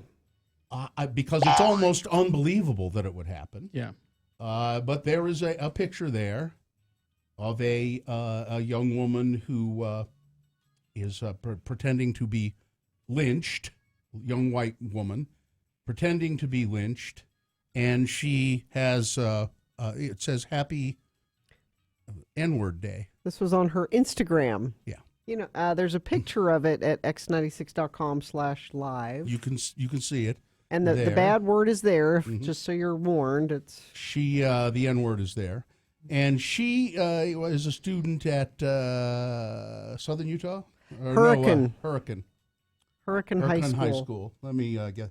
Members of the Hurricane community in Washington County School District officials say they're disgusted by the Instagram photo that was posted by 2 Hurricane High School students on Martin Luther King Jr. Day. Oh, how nice. The photo shows one of the female students pretending to hang herself with an X drawn onto her eyes, and it captions, Happy National N-Word Day. Steve Durham, Director of Public Relations with the school district, tells 2 News that action has been taken on these 2 students, but they can't say what the consequences are for now. We have a safe school policy, and if they're not making other students feel safe in our own schools, in our own community, it's significant, the punishments that they could face. So even though they did this outside of school, this was not done at school, it's on their private accounts, there still will be ramifications for them at school. The principal of Hurricane High School, Jody Rich, sent out a video statement, which was pretty feckless. That is, being without feck. It said, recently some thoughtless actions by a few on social media have reached out to affect us all, which saddens me because they don't represent what Hurricane High School is all about. I want to give you all a challenge to adopt my TLC 3-point test for everything we say and do, be it face-to-face, in the crowd, at a ball game, or on social media. Before you post something, ask yourself, is it true? Will it lift rather than tear down? And is it caring? Please never say or post anything that doesn't pass this simple test. That's all he said about it. Yeah. Rather than, I don't know who these little asses are, or if I find out who they are, they're out of the school for the time being. Do my TLC test. Oh yeah, I watched that thing, that 1-minute video, and I was just like, if I was at that school, I'd be like, I would say, whatever. oh, and by the way, and can I find the high school principal Jody Rich, Hurricane High School, you're fired too. Get out. And can we find a way to punish the parents too? Yeah, because I think this doesn't occur in a vacuum. Yeah, it's learned. I know, vacuums are too small. Boner candidate number 1. God, this really happened. Now, boner candidate number 2. OMG! You have to see the video. Do we have it? I think we do. Yes. X96.com/live. So if you go to x96.com/live, you're going to see this video. Fishermen jumping into bone-chilling water to dodge a speeding motorboat. It's coming right at them, and they can see it, and they're going, "Hey, oh my God!" Wow. They're astonishing. in like a little fishing kind boat, of a small fishing boat, and the boat that's coming at them is a huge boat, and it's coming fast. And if they had not jumped, it would have killed them. Been serious, yeah. Wow. So and this big speedboat, he just was paying no attention whatsoever. Didn't see them. Didn't care. Wow. Is there an interview with the driver of the other boat that tells us what was going on? The passengers scream, "Oh my God!" They're suing the owners of the speedboat. Drugs and alcohol didn't appear to be a factor. The driver of the speedboat was cited for a reckless operation, 3 counts of reckless endangerment, and 3 counts of 4th-degree assault. He told investigators he didn't see them. He was sitting down, and boats kind of rise up in the water when they're going and he fast, was sitting down. He should have been standing at the wheel so he could see clearly over the top. Because it is. Well, you're supposed to when you're going at those high speeds. Yeah. So he was sitting down at the time, didn't see them, I think he was on his cell phone. And that. Yeah. Boner candidate number 2, OMG. Coming up in a moment, boner candidate number 3. Hey, that's me. And my umbrella. All right, boner candidate number 3 for round 1. Coming up after this, Big Boy News, brought to you by Haster Games has the best selection of the latest board games, Magic the Gathering, Dungeons & Dragons, and more. It's a great place to stay and play. Remember, Haster has it, located at 6831 South State and online at hastergames.com. Tragedy. Oh? I had this yesterday and I forgot to mention tragedy. I think his last words, if I remember correctly, could have been, Hugh Wilson has died. Hugh Wilson, who created the show WKRP in Cincinnati. And didn't they, at the end of the shows that he was responsible for, they say, "Good night, Mr. Wilson"? Wasn't that the one I'm thinking of? And you'd hear, I know that one. I don't recall if it was Wilson. It was Hugh Wilson created WKRP in Cincinnati. He directed the first police academy movie in 1984. He died on Sunday at his home in Charlottesville, Virginia. He was only 74.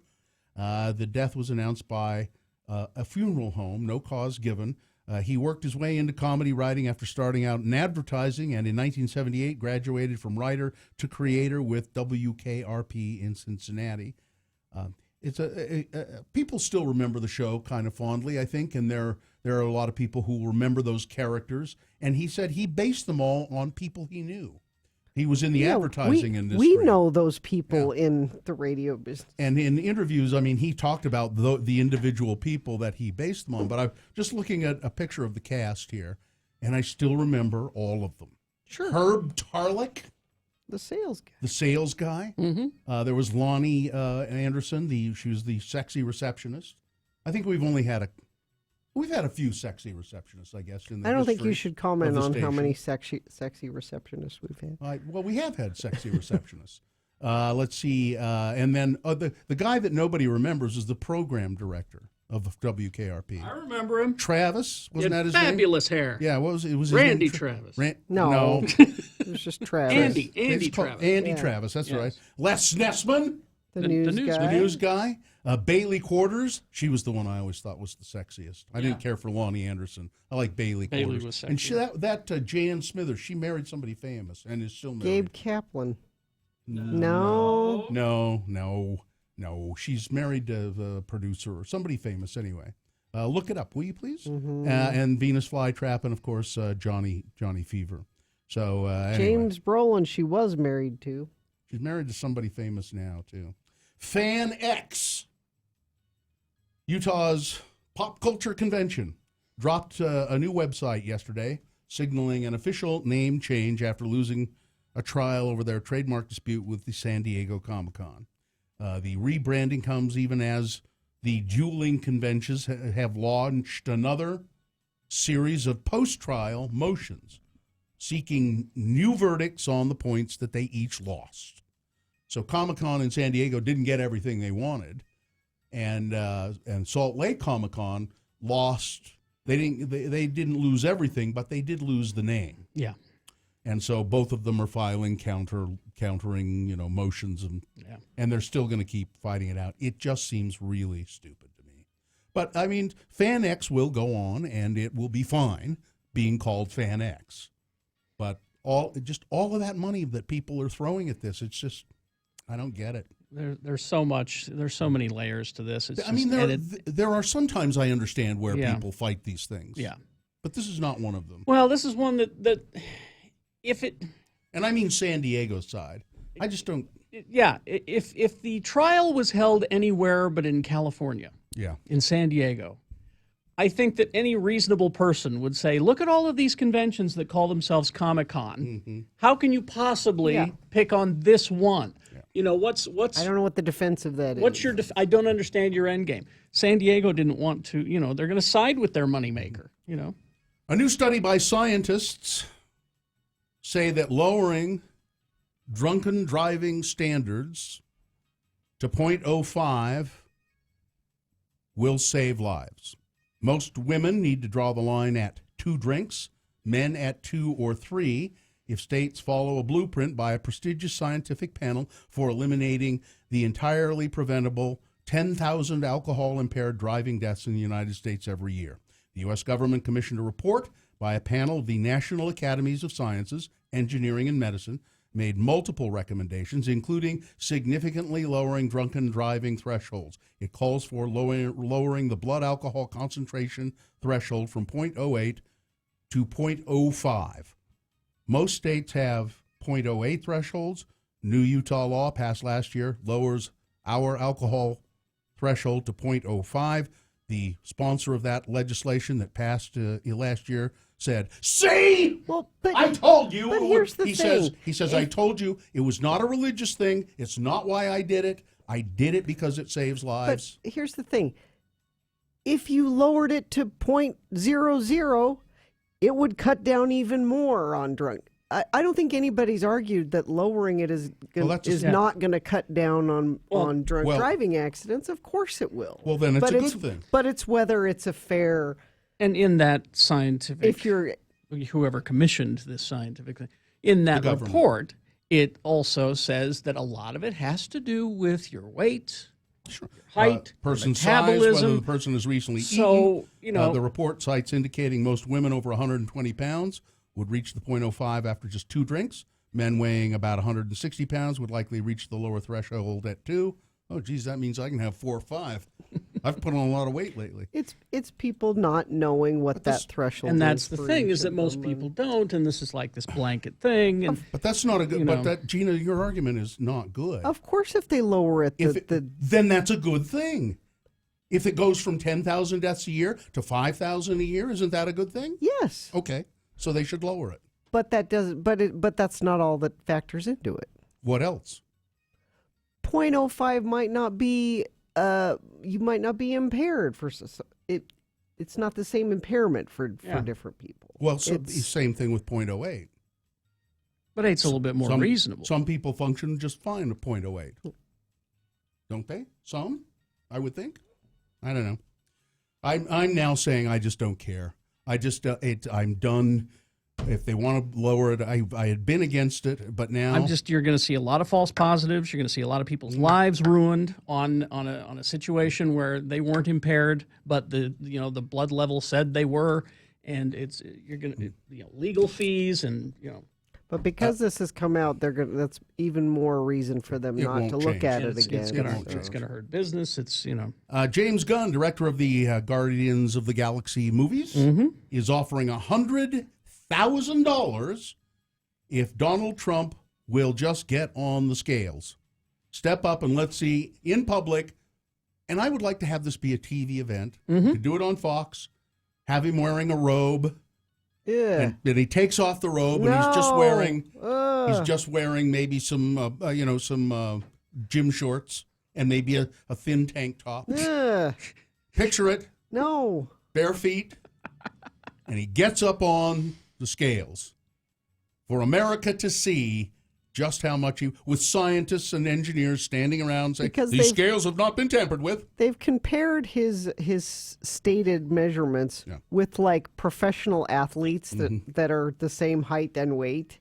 Muscle weighs more than fat. The president was he was measured as 6 feet 3 inches tall, weighed 239 pounds or 1 pound shy of the level that would be considered obese. So the doctors even said, 239 pounds, that's not good.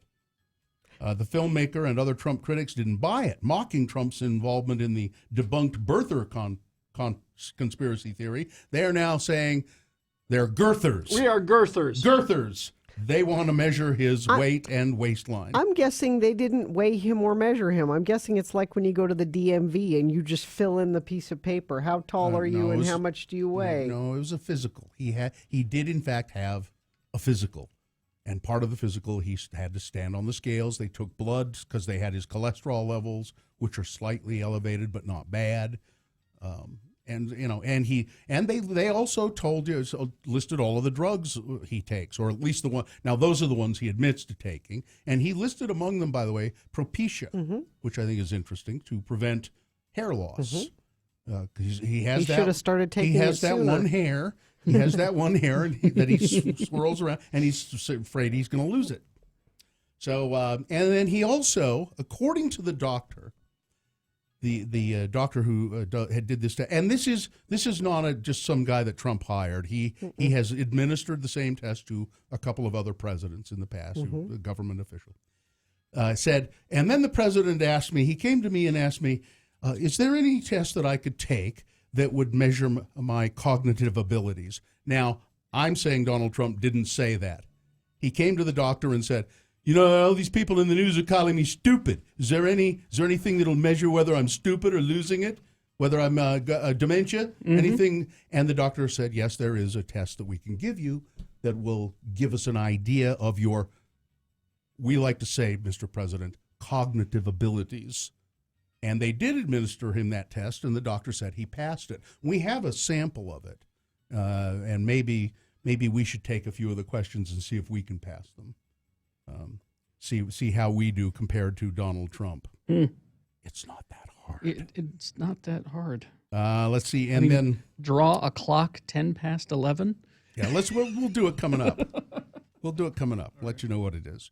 Let's see, and then Donald Trump also has handed out his fake news awards, and it didn't go well. No, he gleefully questioned whether President Obama's birthplace for years without any evidence. Yeah, that's okay. Long insisted on the guilt of the Central Park Five, despite the fact that there was proof that they were exonerated. Central Park Five, who had been, it's a long story, but anyway. And he also has always claimed that millions of illegal ballots cost him the election. Yeah. This is all fake news. Yeah. But after weeks of shifting deadlines and cryptic clues, Trump released his long-promised fake news awards, an anti-media project that alarmed advocates of press freedom and heartened his political base. And the fake news winners are, he wrote on Twitter at 8 p.m., and then the message linked to a website which just crashed. There was almost nothing there. Well, but he would take that as, see how popular I am. So many people wanted to know. They crashed the website. It's because it was not well done. The site was not well put together. People who looked at it and they said, they just didn't. They obviously should have known that everybody was going to go look at it, and they didn't prepare for it. And it crashed. It went down. And all it ended up being was... It was 8 stories. The winners were CNN, mentioned 4 times, the New York Times with 2 mentions, ABC, the Washington Post, Time, and Newsweek with 1 mention each, and Radio from Hell. Yeah. Radio from Hell, fake news. There were 8 stories, which were all evidence of wrong reporting. Yeah. But they were, to be fair, they were quickly corrected after they were reported. Yeah. Paul, for instance, in the New York Times, Paul Krugman, the columnist, said, if Trump is elected, the economy will never recover. Well, that's obviously hasn't been the case. And Mr. Krugman wrote that, I was wrong. The market seemed to have weathered this just fine, and I was wrong. Weather traffic? You mean climate change report, climate change report, yeah. Because, if you want winter, you got to go, to Florida or one of the Carolinas, or because that's where winter is. Today, Today, it could be 60 degrees in Salt Lake City. It's predicted to be upper 50s. We could make it to 60. So you're just being hopeful? No, I wish it would just be cold and snow. Crash southbound Harrison Boulevard, 30th Street in Weber County. Crash southbound I-15, 106 South, the off-ramp there. Crash westbound 12th Street, 1200 West in Ogden. The left lane is closed there. Crash northbound I-15, 112 South in South Jordan. And looks like that's about it. That's traffic. Here's boner candidate number 3. That's me. and my umbrella. An umbrella sparked a scare at a Seattle area hospital after it was mistaken for a rifle. KOMO reports an employee of Evergreen Medical Center in Kirkland, Washington, noticed hey, that's where Costco is. Kirkland, Washington, you know? Anyway, Oh, yeah. That's the home base of Costco. They noticed a visitor at the hospital carrying a backpack that had a long-handled item sticking out of the top of it. Evergreen Health spokesman Kay Taylor said surveillance video was reviewed, and it wasn't clear what that object was. As a precaution, the facility was locked down, and the hospital sent out a surveillance video. The man in the photo recognized himself and said, that's me, and that's my umbrella sticking out of my backpack. I mean, to be fair, Police that confirmed it was doesn't not look a like weapon. an umbrella. That looks like the handle of a sword. A sword. But they said they thought it was a rifle. They thought it was a that? That's what they said. That looks like a sword. Let's see. It said they said it was clear. It said here in the story it was mistaken for a rifle. Mm-mm. I think that must be a misprint in the Yeah, story. because that's clearly. Yeah, it was mistaken for a sword. The boner here is the guy carrying that thing that looks like a weapon. It's an umbrella. It's, a funny umbrella. Looks Yeah. like a sword, but then it opens up. It's an umbrella. It was clearly purposely meant to look like a sword. Yes. Yeah, not a good idea. No. Boner candidate number 3. Let's- That's me and my umbrella. Let's review the first two and vote. Number 1 was this really did happen. Unbelievable, but it did. Two students at Hurricane High School in Hurricane, Utah, posted a video or a photo on Instagram on Martin Luther King Day, and it said, Happy National N-Word Day, and it showed her hanging by a noose with X's on her eyes. Really funny, you kids down there. Boner candidate number 2, OMG! A speedboat. Just almost killing I think it was like 3 people. Yeah, 3 people. Jumping out of this small fishing boat as this gigantic speedboat just kind of rolls over them. And boner candidate number 3, that's me and my umbrella. All right, let's get this going. This is round 1 of your boner voting. One of these candidates deserves to go to Boner Fight for a 50-50 chance to become boner of the day. Which one is the worst, 1, 2, or 3? Remember your candidate number. Put that number in the message of a text. Text that to 33986. Or you can call 877-602-9696 or go to x96.com and look for the boner voting box there. If you don't see the box, refresh. It should appear. You've got 300 seconds. Let's go. It's round 1. X96 is Utah's original alternative with a 1-hour nonstop music wingding coming up right after Radio from Hell.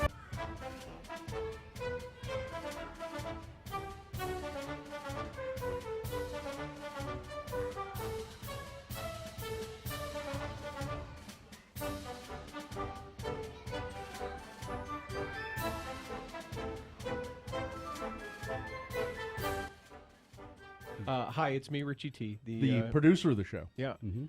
And long-known made person who makes people feel uncomfortable. Yes. Carrie We've would- all been there. For any number of reasons. Carrie would say HR nightmare. Just to let you know, because of all that just happened, you have about 2.5 That's minutes fine. to tell That's the story. fine. I met someone last night at the theater who is more uncomfortable than I am, who makes people more uncomfortable than I am. Went and saw Beautiful. First Broadway touring show over at the Eccles Theater. Gorgeous. If you're interested at all in that kind of stuff, it's so great. I went down at intermission to the bathroom. Well, that's the Carole King show. Yeah. Down at the in line for the urinal, and the gentleman behind me started talking to me, which is okay. We're in the bathroom. It's kind of, you don't talk in the bathroom, but lots of people do that. They wouldn't make him the most uncomfortable. It's okay if you're not standing at the urinal. If you're in line, you could talk. So then he and I, we happened to be urinals next to each other, right? Mm-hmm. And he continues to talk. Now, people will say my hair, as of late, is a little out of control. It's a little Mary unruly. Claire's worried. Yeah. To the extent that Gina's mom said, "Is he okay?" Okay. I've had several people that have Facebook messaged me saying, "Are you? But seriously, are you okay?" I would just advise you not to go to the zoo until you get a haircut. I'm standing at the urinal next to the gentleman who I met in line waiting for the urinal. Bill, come here. You're going to be my prop for this. Oh, God. On the radio, that's great. I've got the hair and I've got product in Tell my... HR to be ready. I've got the product in my hair today. The gentleman reaches over while we're both going to the bathroom and starts playing with the back of my hair. Your hair has such body and bounce. How do you do that? Yeah, while we are both at the urinal using the bathroom. That's a little much. Did he give you his phone number? No. And did he give you $10? Should have. I would have asked him. I would have said, "Excuse me, but that costs $10." I would have accepted either his phone number or $10. What did you say? I said, well, I just... You're making me a little uncomfortable here. No, I didn't want to make any sort of production about it as in the moment. I just was like, well, there's a conditioning gel that I use. Zip, turn, wash my hands, and walked away. And you ought to see what I do with the hair down here. Hey. So uncomfortable. Now you know what it feels like? So let me take this second. Yeah. If what I do to you makes you it does feel sometimes. like that, Yes. I'm sorry. Okay. Well, I hope it's a good lesson. The massaging, the tickling on the side, Sure. that kind of stuff. It's the same. And it's not at the bath. Richie doesn't do that stuff in the bathroom. No. But sometimes he comes up and does his little tickling thing, or I don't care for it. No. Yeah. That's how it feels. Yeah. So I'm sorry. All right. Okay. Will you stop? No, but I I'm didn't think sorry. so.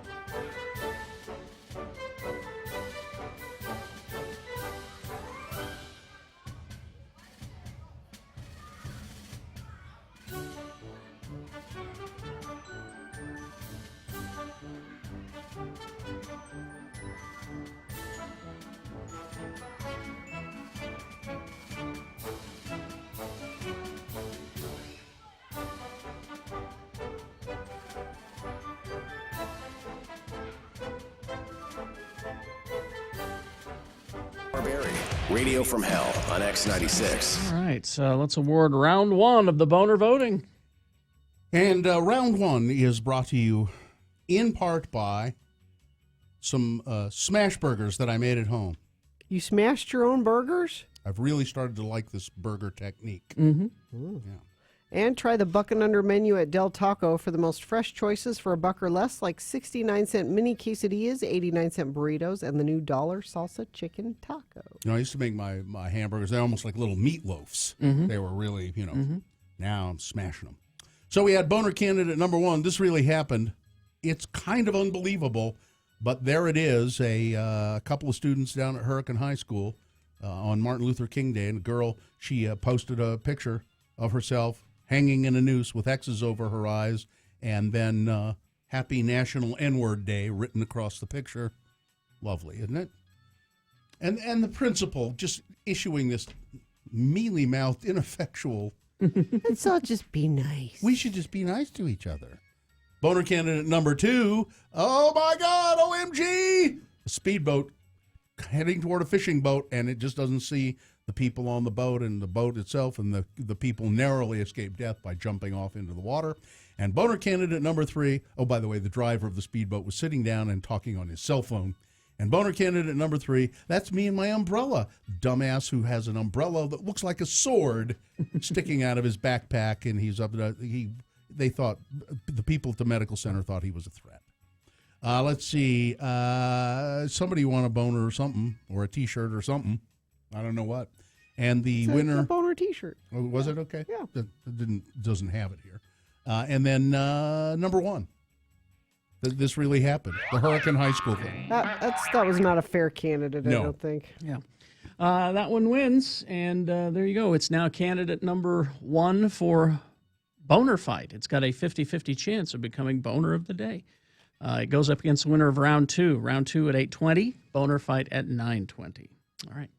Is this sponsored? Nope. All right. Hi, Sean Means. Hello. Sean Means is a film critic. He writes about movies. He goes and sees movies and then writes about them. He posts those reviews online. Yep. Salt Lake Tribune, sltrib.com. And some of them also appear in the written paper, which comes out on Friday. And what are you post your online reviews? Wednesday or Thursday, depending on what's going on. What's going on. And then some fine columns as well on culture and things like that. Thank you. Sean Patrick Means. So we'll start with some movies, and then we'll talk about Sundance, right? Yep. Well, let's start with the artsies. Okay. And we got 2. We go from worst to first. Yep. We'll start with Hostels. Hostels. Or Hostiles. Hostiles would be my guess. This is a revisionist Western that probably needed a few more revisions. Oh, too bad. I kind of like revisionist Westerns sometimes. 1892, we have a jaded cavalry officer who is assigned to escort a an aged Cheyenne chief back up to his home in Montana so he can go and die. Oh. So it's Christian Bale. Christian Bale, and then of course the chief has to be Wes Studi. Yeah, because who else are you going to get? There's only so many Indian actors who anybody recognizes. Chief in Dan movies. George has been long dead, so it's got to be Wes Studi. They need to start looking for more actors who are Native American. Yeah. If for no other reason to prevent things happening like Johnny Depp playing Tonto. Oh yes. And then Rosamund Pike is Rosamund in this Pike too. plays a pioneer woman whose husband and kids were killed by marauders, possibly Indians, but we don't know. Good cast. They wind up on the road. It is so the characters are so underdone because the Christian Bale story thing. His character, he starts out as being he's killed more Indians than than smallpox or something or other, and his attitude is all Klingon bastards murdered my son, sort of thing. Yeah. I'm translating for Carrie. But how and the whole movie is basically about his turning around to having respect for this ancient warrior and so on. Sure, it could be good. Could be good, but it is so rote and predictable, and you could set your watch to how things change in this movie. Interesting cast. It's got the kid from Call Me by Your Name in there somewhere. He's in everything. He's everywhere now. Yeah. He's Lady Bird. And I have to put a stop to that. All right. Yeah. So it looks beautiful. They filmed up there up in Montana, but yeah, 2 stars. 2 stars for Hostiles. I'll not go for that one. Phantom Thread. Phantom Thread. This is the new Paul Thomas Anderson movie. Help me care about this. Okay. Tell you what, I think you're going to need some time to care about this. So rather than rush it, let's jump on the other side because this is allegedly Daniel Day-Lewis's last movie. Yes. So. And I love Paul Thomas Anderson, and I think this sounds like a really dry That's what I'm subject. saying. But Help me care. We'll get to it coming up after these. We'll get to Phantom Thread and the rest of the movies that are opening as well, we'll talk a little Sundance. I'd like to lie down in my mattress for a mattress and watch the Thread movie, and I'll tell you about that after traffic. Crash southbound Harrison Boulevard, 30th Street in Weber County. The turning lane is blocked there. Traffic slow, and Ogden is having most of the issues this morning for some reason. Not much going on in Salt Lake.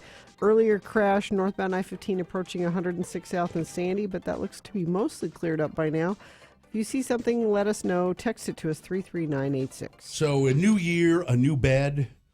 That you should replace your mattress, like, what do they say? At Every Mattress 8 to Firm? 10 years. 8 to 10 years. And you probably haven't. Check You probably the bought a tag. mattress a long time ago and have never given it any more thought. And what you'll realize when you get a new Mattress Firm mattress, you won't know how horrible your old mattress was until you sleep on a new one. So you can have there are lots of brands of mattresses at Mattress Firm. They have the Hampton and Rhodes. They have, what do you got a picture of there? Oh, This is the dogs taking up my side of the bed because they love the mattress so much. yeah.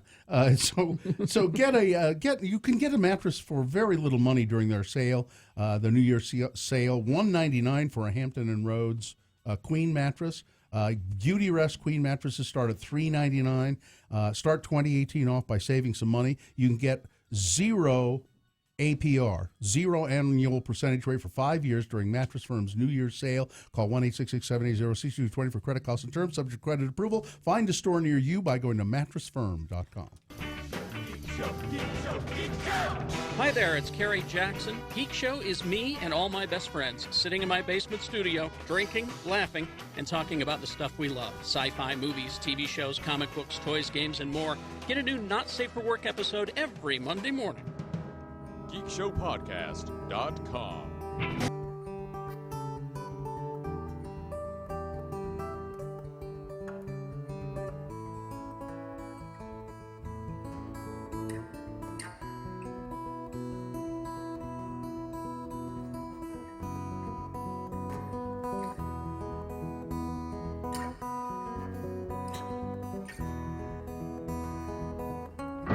Tonight on Rod Decker, undercover. Ace reporter Rod Decker goes undercover at the state capitol. What really goes on at the legislature? What are the power brokers up to?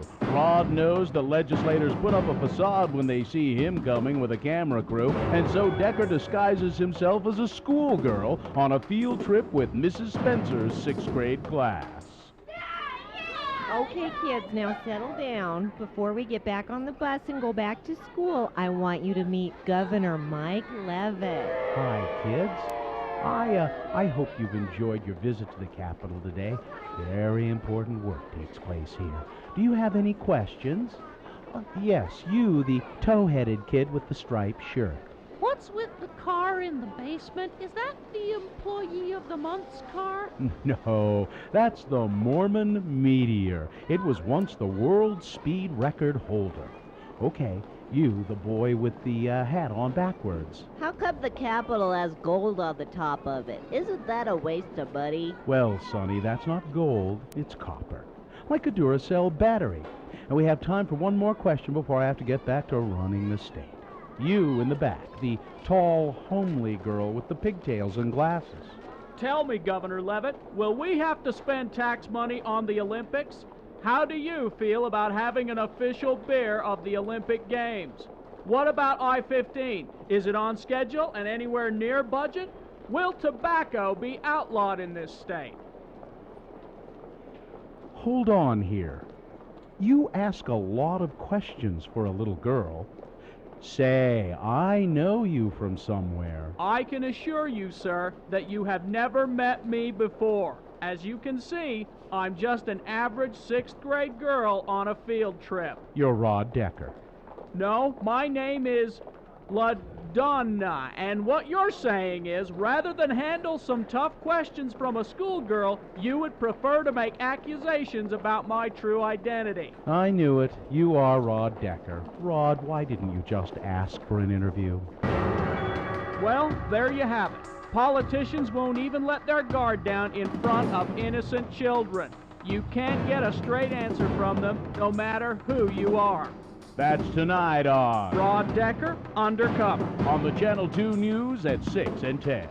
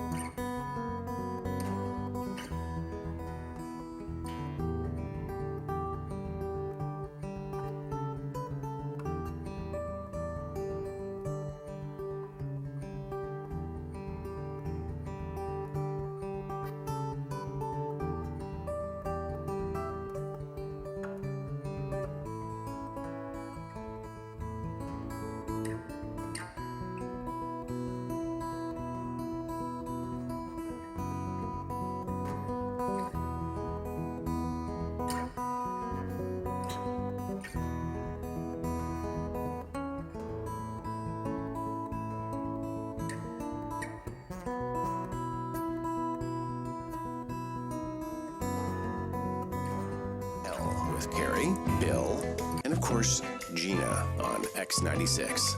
All right, let's continue with the movie reviews. And so this is the reunited. Well, should we like zip through the fartsies and then deal with Phantom Menace or Phantom Thread? Sorry. Do you want to? Yeah, let's do it Sure. because Phantom Thread actually is playing at enough theaters it could qualify as a fartsy. Okay. So. Okay. All right. Well, let's do that. Okay. then. There's a couple I didn't see. Forever My Girl, which is a country romance. Country singer comes home after 10 years and reunites with his lost love. I know nothing about this movie. All right. Okay. And Den of Thieves. This is a police actioner. You have an elite LA Sheriff's Department squad with all the guns and bullets and stuff going after a professional bank robbery crew. All I need to know about this movie is Gerard Butler. Yeah. Is Okay. the star of it. The screening was last night, but I have a habit never to go to screenings the night before I have to leave for Sundance. That's true. Because divorce lawyers are expensive. Yes. It's cheaper to keep her. Uh-huh. All right. So then 12 and strong. 12 strong. This is a true story. They say declassified true story. This is about the first Green Beret unit that went into Afghanistan after 9/11. 12 Army elite soldiers, led by Chris Hemsworth. Yeah. I can see that. In a comedy role. Also with Michael Shannon and Michael Pena and some other people you may recognize. I always liked Michael Pena. I like Michael Pena. I love Michael Shannon. Yeah. He's great. So they are sent into Afghanistan and they have to help a Afghan warlord knock out who has like thousands of troops on horseback. Knock out an Al Qaeda Taliban stronghold that has RPGs. Sounds exciting. And So rocket launchers. So they're on horseback, and the other guys have RPGs. Have all the stuff left over from the Russians. How does it go? Well, they wouldn't be making a movie about it if it wasn't. Yeah. If it didn't, yeah. Everybody dies horribly. That's because that's what you do with a Chris Hemsworth movie. The action sequences are great.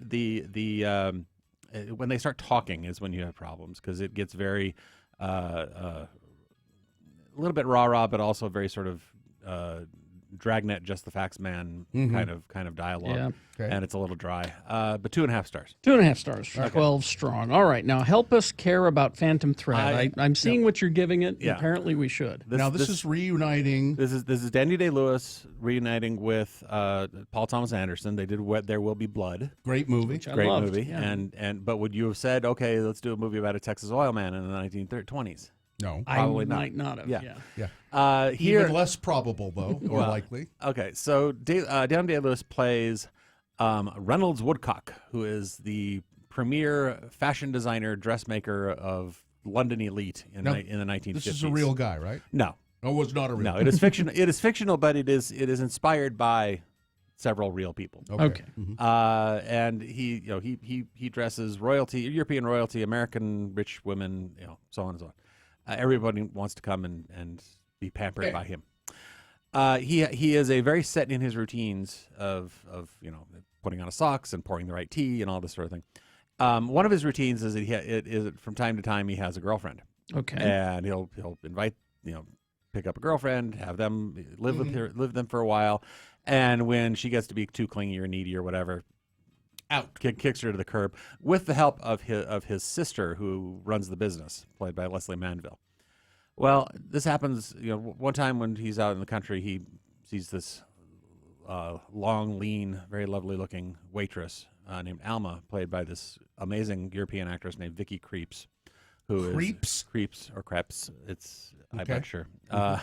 Hope it's Creps. I think it is Creeps. Let's say Creps. Would be nice. And it seems to be the same pattern picking up. He wines her, dines her, they fall in love and all that. But when we start getting to the point where and he becomes her muse also, models his clothes and inspires him to create beautiful stuff. Okay. At the point where usually it'd be time to say sayonara, it's been fun. Yeah. Things happen. Oh. And she's different from the others. And in a very fascinating sort of psychological way, think like Albert Hitchcock's Rebecca, that sort of level of deep psychological stuff. Okay. Something's amiss, sort of. Something is very amiss, and the way this works, because you're so focused on the clothes and the beauty of it all, you don't even notice how Anderson is turning up the heat just ever so slowly and ever so precisely until you're boiling in it. Basically. Something's happened here. Things are happening. Oh my God! What? Okay. Great. Okay, I'm intrigued. Okay. There you go. Great performances.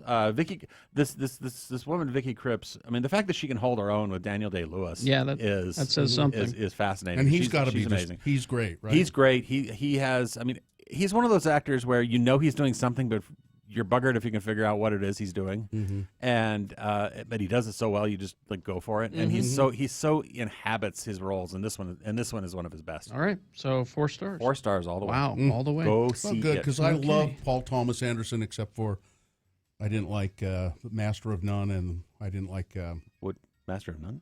Not Master of None. The one he did about the Scientology. Oh, the Master. The Master. The Master. Yeah. All right, so Hostels, 2 stars. Phantom Thread, 4 stars. Did not see Forever My Girl or Den of Thieves, 12 strong, 2.5 stars. Mm-hmm. So, Sundance quickly. yeah, Yes. what do we... Heading up the mountain today. Anything you're super excited about? Tonight looks to be interesting. Blind Spotting, which is the opening film, written by David Diggs, who people know he won the Tony for playing Lafayette and Jefferson in Hamilton, and he was in the movie Wonder. Him and his buddy Rafael Casal wrote this movie, and they star in it, and it's based on their lives growing up in Oakland. Okay. That looks very fascinating. The documentary there's a documentary about Ruth Bader Ginsburg that is premiering on Sunday, and she's going to be here. Oh, really? Yeah. So No, don't travel, Ruth. I hope it's not windy. they she wrap might her. blow away. Keep her in a padded High room. altitude and... No. There's a very lovely crate. It's lined in velvet, has Okay, bubble all wrap. right, It's all fine. But she's doing a Q&A Sunday morning with Nina Totenberg. And even if it wasn't Ruth Bader Ginsburg, I'd want to go just to see Nina Totenberg. Sure, yeah. So.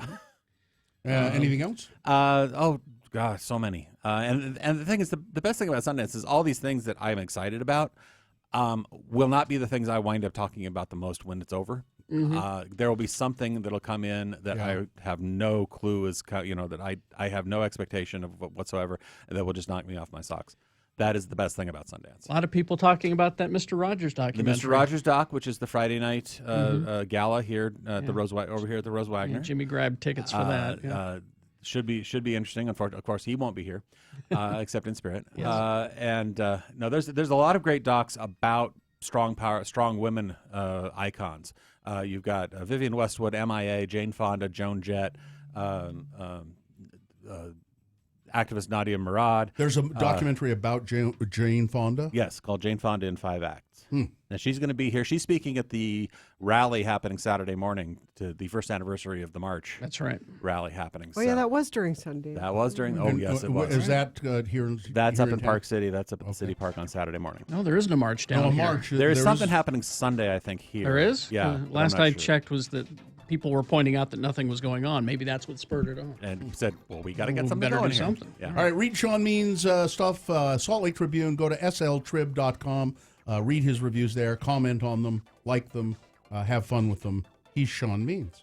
All right. Crash southbound I-15 at the I-15, I-215 junction in Davis County. The left lane is closed there. Crash southbound I-15 Beck Street, US 89. Crash southbound Harrison Boulevard, 30th Street, Weber County. The turning lane blocked there. Crash southbound I-15 106 South in Salt Lake. Crash westbound 12th Street, 12th West in Ogden. Left lane is closed there. That's traffic. I dare say a lot of those accidents happen because of distracted driving. Exactly. I know the last accident I was ever involved in, it was my fault, and it was because I was distracted. I was. Were you looking at a text? Or? No, I was just sort of daydreaming, and I was looking at stores that along the way, and I wasn't going very fast. And I was looking at the buildings on the other side of the road. I was looking, I never noticed that there, and ran right into the back of some woman's car. But it just takes a minute. Just zero. I was distracted. Now, luckily, nobody was killed, but people are killed all the time on Utah highways because of distracted drivers. Now zerofatalities.com has it's a call to action. They want you to go to zerofatalities.com and register to get others to resist. Join the resistance. Resist the urge to look at your phone. Resist the urge to put your makeup on. So if you go to zerofatalities.com, you'll also find some rewards for improving your driving. Join the resistance. Do it today. Visit zerofatalities.com. This is very important. X96 is your home for non-stop music.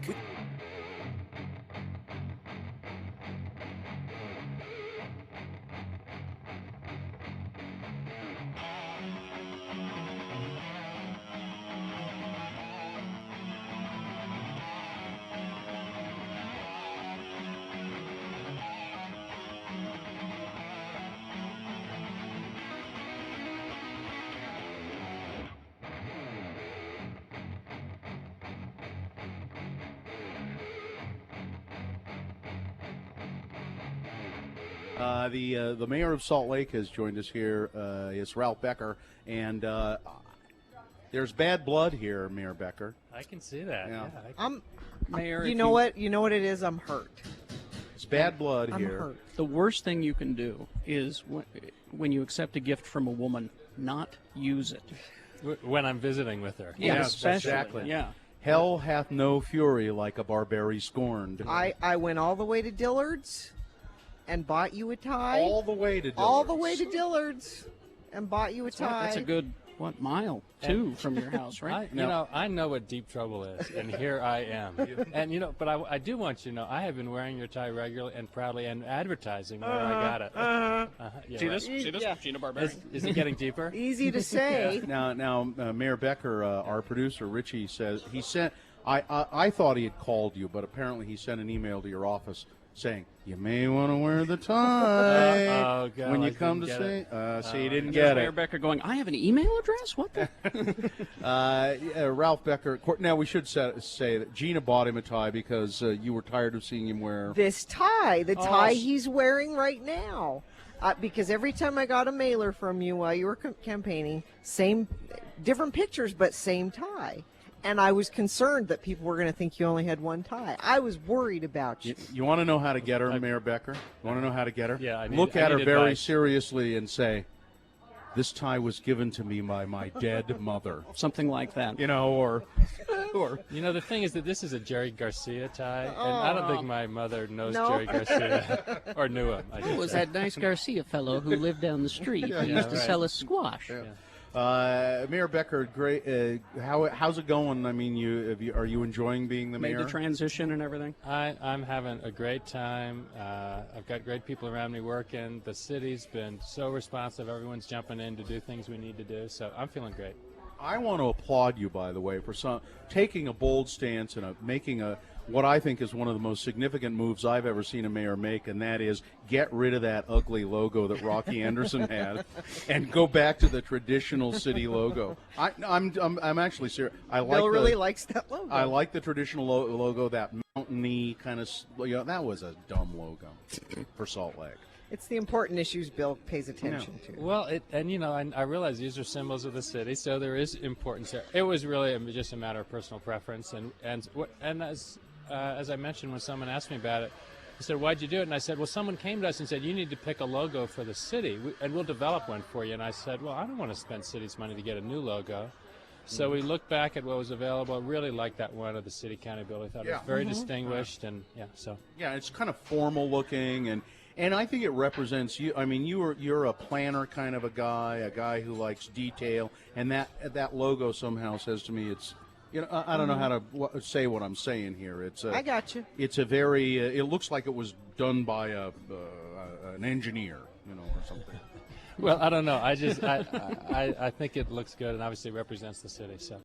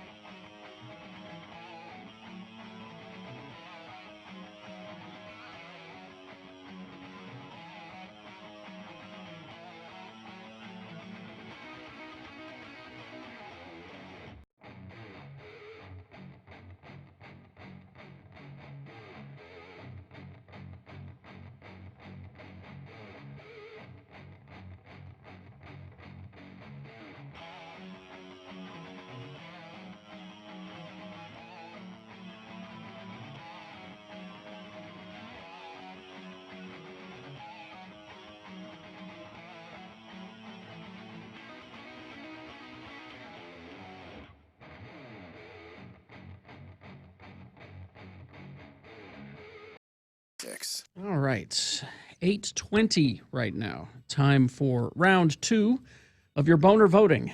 Herein 3 news stories that are examples of bad, stupid, or funny human behavior. You have to decide which of these 3 is the worst, therefore the most qualified to get a 50-50 chance of becoming Boner of the Day.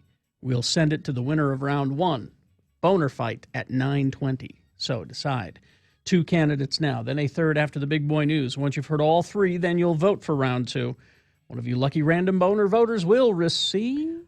You will have to be 21 to get a pair of tickets to our sold-out Lights, Camera, Brunch happening at Squatters this Sunday. All right. Now, we had a very strong boner candidate in round 1. Yes. We have some very strong ones in round 2. That's why you got to pick the strongest one here. All right. Here we go. Boner candidate number 1. No one helped.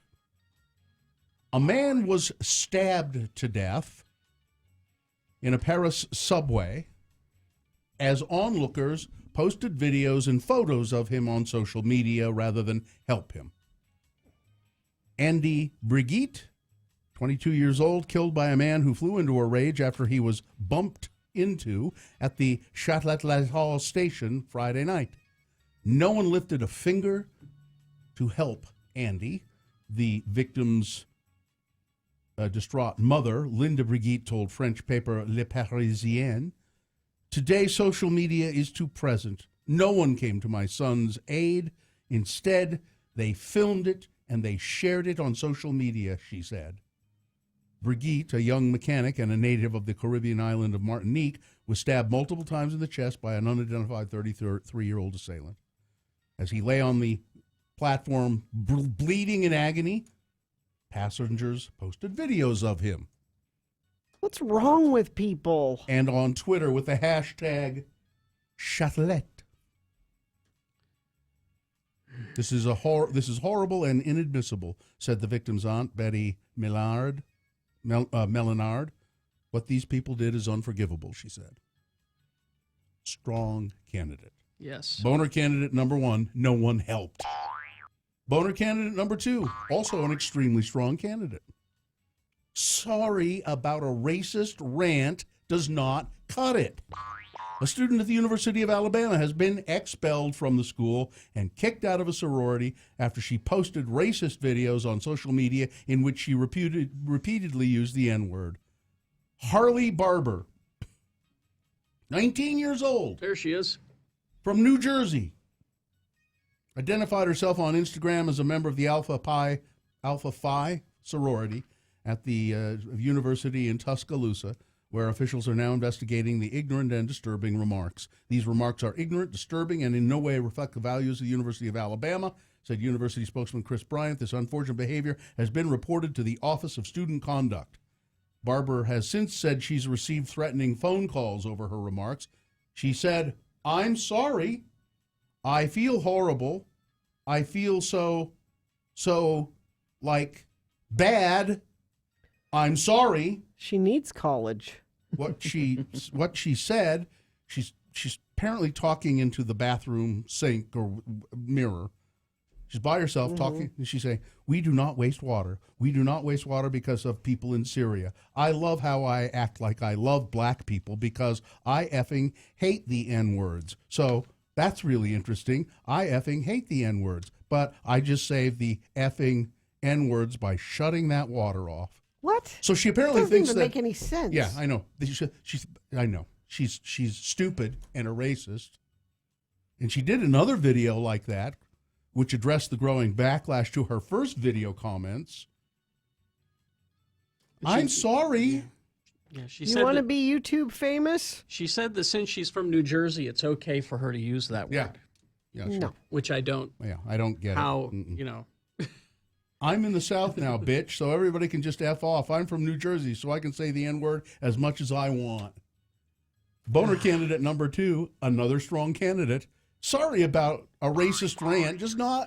It doesn't cut it. I'm sorry. Yeah, I'm sorry. It doesn't cut it. Sorry does not cut it. Sorry. Boner, number 3 coming up. Yeah. After the big boy news. Also a good candidate, Well, maybe he deserved it. All right. Big Boy News Now brought to you by. Get your car ready for the new year at Big O Tires. Big O Tires offers financing or financing if you prefer, tailored to you, including no credit check. Stop in now, buy 3 tires, get the 4th free on select sets. Big O Tires, the team you trust. I'd like to begin this newscast with bag of eels. A bag of eels. A bag of live eels, not something you expect to find in a public restroom. Yeah. That's not something you expect to find anywhere. But that's what happened. You guys see my bag of eels? Sunday evening at a mall in East End, Toronto. Scarborough Town Center Mall marketing director Jay Lee said a customer reported seeing a couple of eels in the bathroom, and security staff went in to collect the eels. Or ills. She said one of the eels had escaped from a bag but was quickly captured, and the pair of eels was taken to a nearby pet shop that specializes in fish. The spokesperson says, I don't think this was a prank. I think that this is a variety of eel that is sold as food, and I think a customer just had a bag of eels, was going to take home dinner. and cook them. Haven't you ever left anything in a shopping cart? Bag of live eels, never. Some things I have, but never. I've never left a bag of live eels in the bathroom, and wouldn't that be fun to find? The governor of Utah, you know him, Gary Herbert, has formed a team, a task force to tackle what he calls a tender and difficult issue, and that is teen suicide.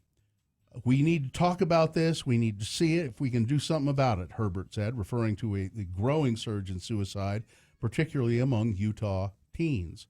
He said suicide has quickly become the leading cause of death for young people, and it's way past time to change that.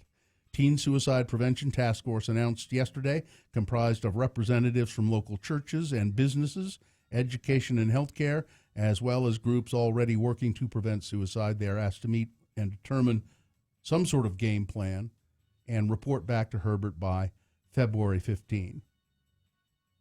I hope that it's approached from the attitude and realization it's a public health issue. It's not a moral issue. It's not a religious issue. It's not a legal issue. It's a public health crisis.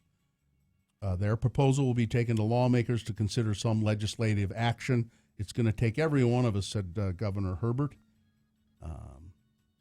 Beyond the special committee's efforts, Representative Steve Eliason of Sandy encouraged parents to bond and spend quality time with their kids, reminded people to lock up their guns and their firearms. Mm-hmm. A lot of this happens, it's gun death.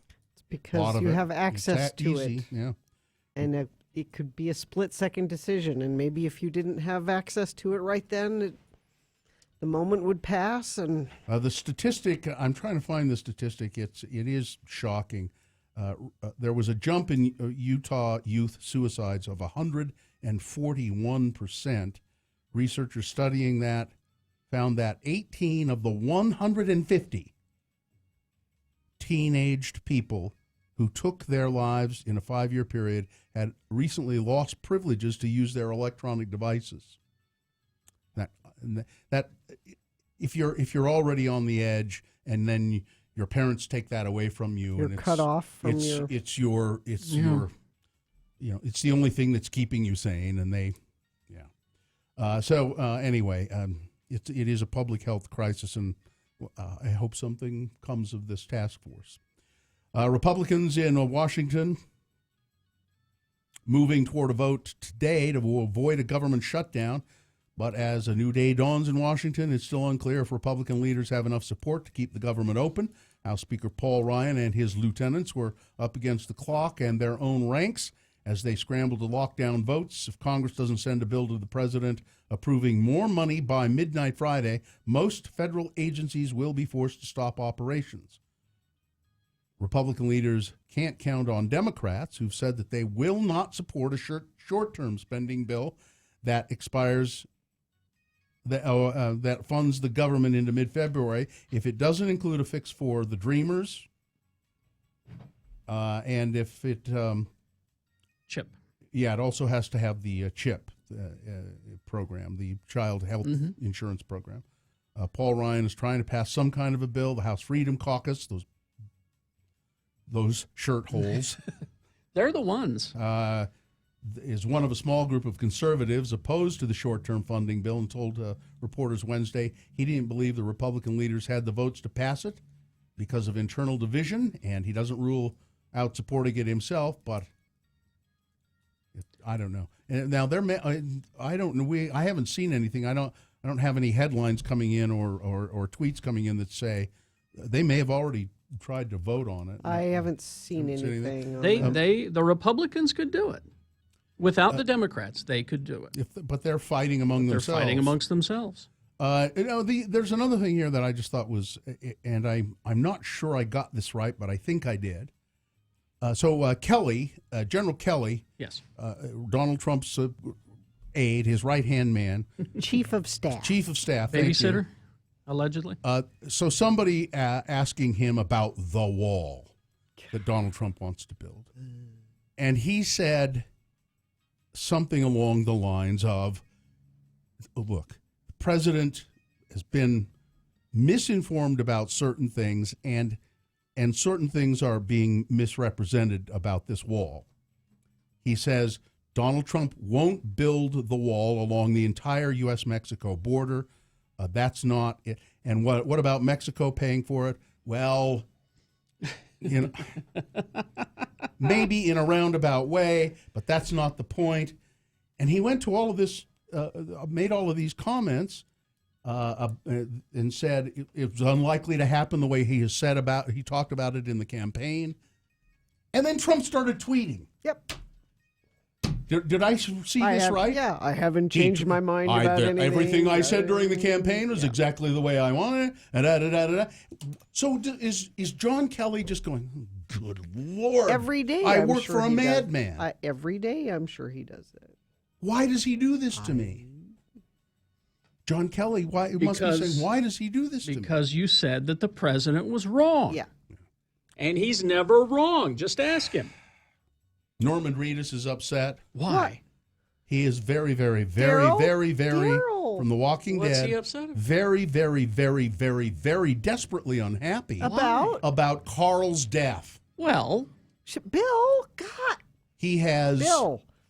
It happened weeks ago.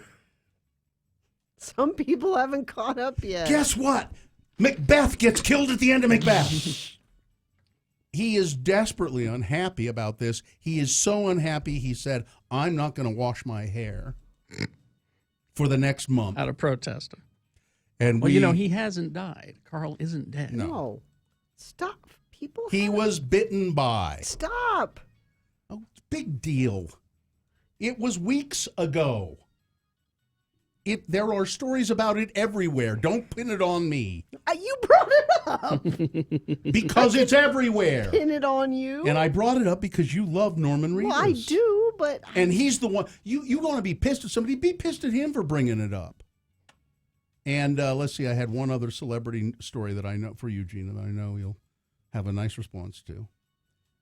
President Obama, former President Barack Obama, his birthday gift and message to his wife, Michelle, will just make you swoon. What? You know what he did? Oh, and it's all over the news. It's a big story. It's her birthday. Is Michelle upset that Carl died? And he gave her flowers. Wow.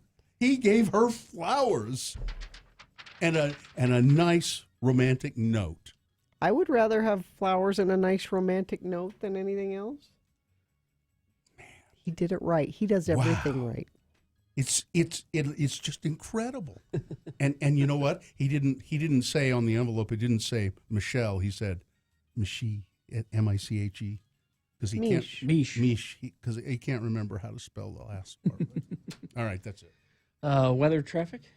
The climate change. You could do sports and a climate change sports update. and a climate change update. The Jazz won last night. They beat Sacramento 120-105. They play at home tomorrow. Take that, sack down.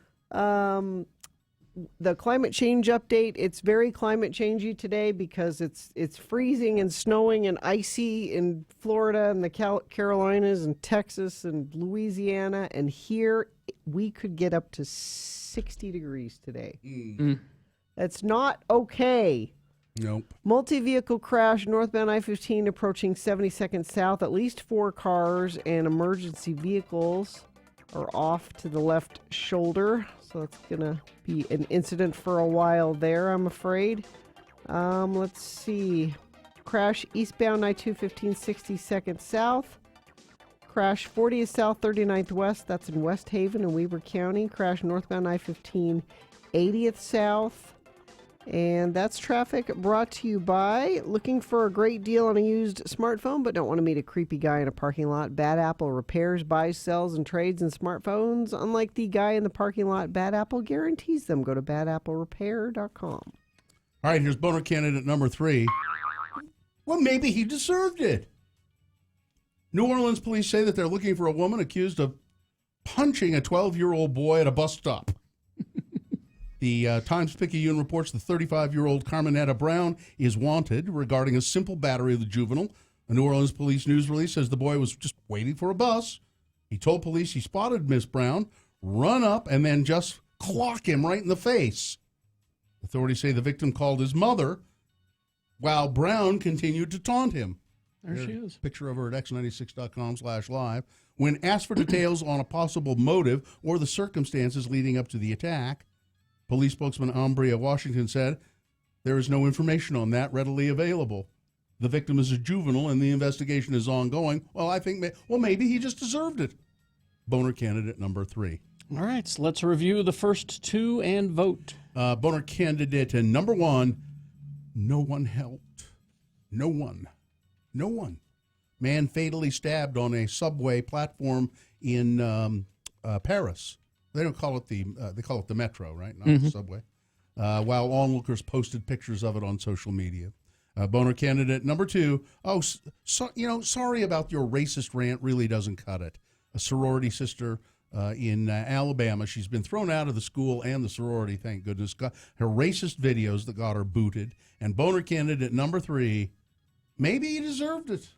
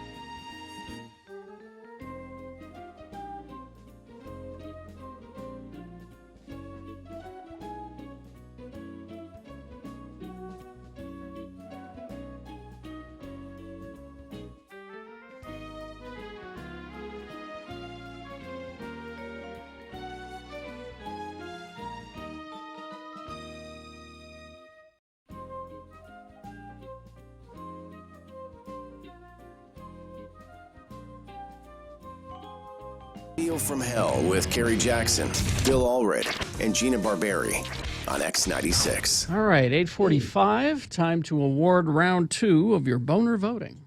Let's see. Round 2 is Brought to you in part by. Brought to you in part by. Yeah, thank you. Okay. That's what I was going to say. I'm just checking you. Okay, that's all right. No, that's good. That's fine. Brought to you in part by. Let's see. All-Righter is All-Righter.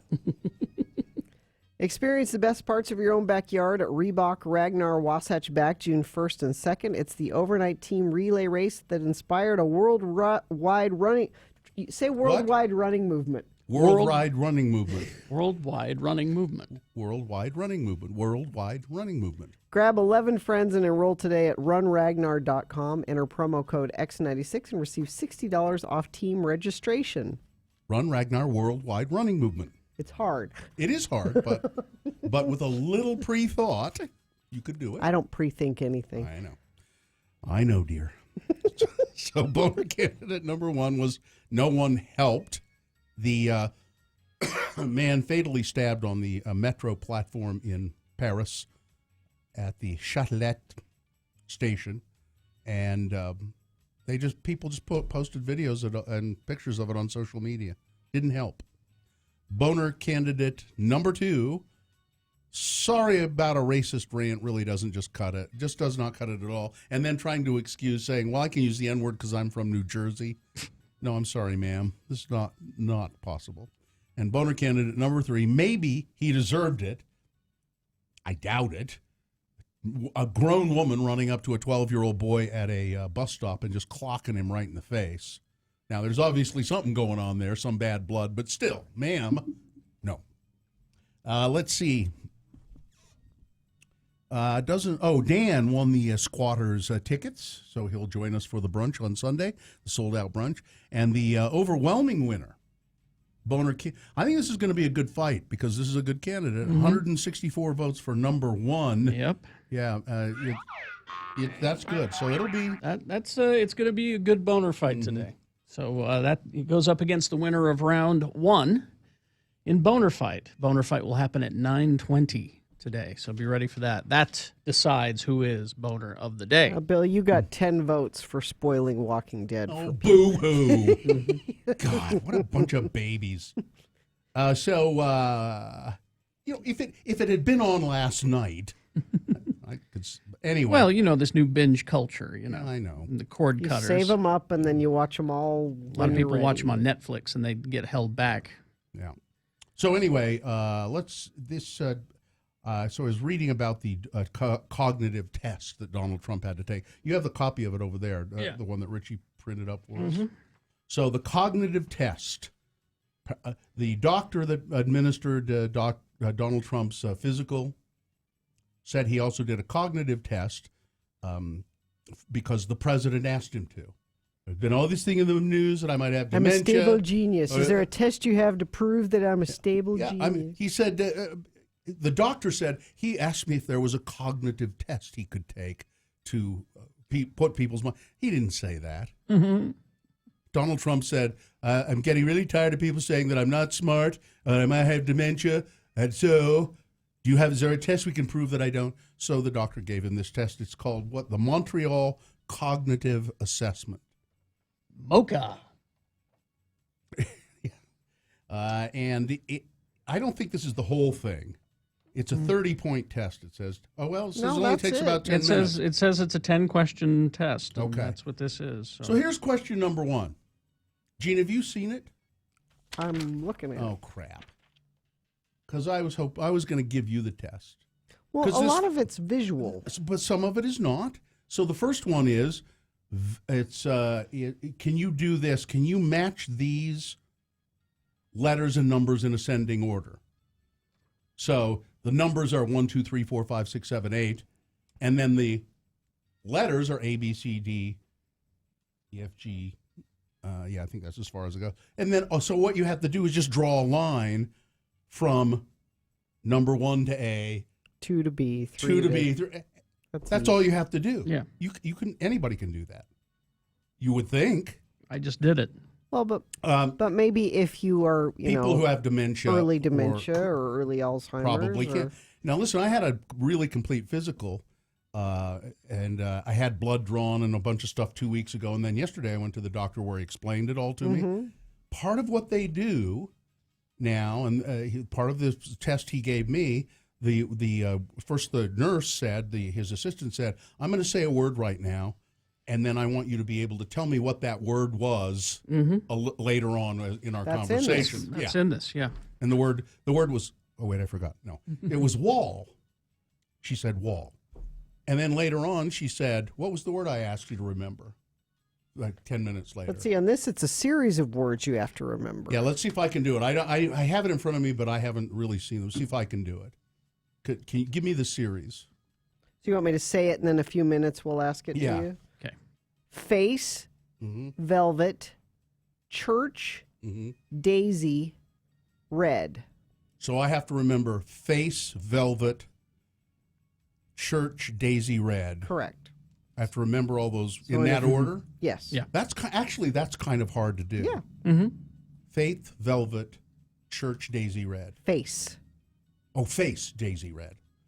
Face, velvet, church, daisy, See? red. I think I have dementia. That's actually kind of hard. But then the other one, draw a cube. Well, copy the cube. The cube is right there in front of you, and you just have to copy it. Yeah, I think a lot of people would have a hard time doing that. My lines weren't straight, but I did it. Yeah.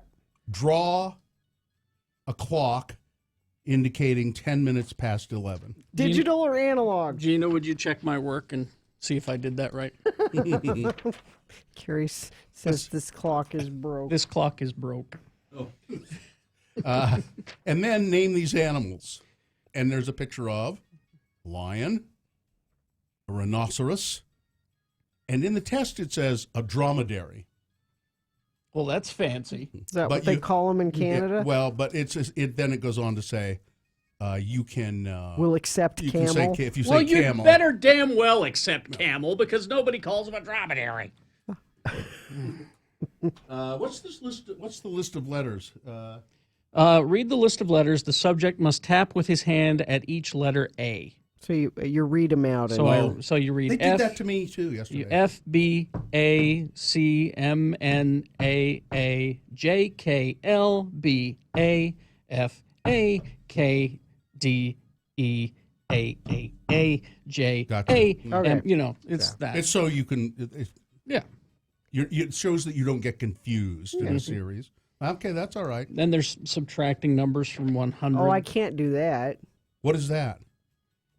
It's like serial By sevens sevens. starting at 100 and go backward. You mean from Well, they give you a number and then you have to. So 100 and then 93, and then 80. Yeah, it's hard. Yeah, 86. That's 86. That's kind of hard. That is hard. Although I know Richie can do that. Like, yeah, he's good at that sort of thing. And then I've forgotten the words now. I have they're here in front of me, kind of, but I've forgotten them. Face,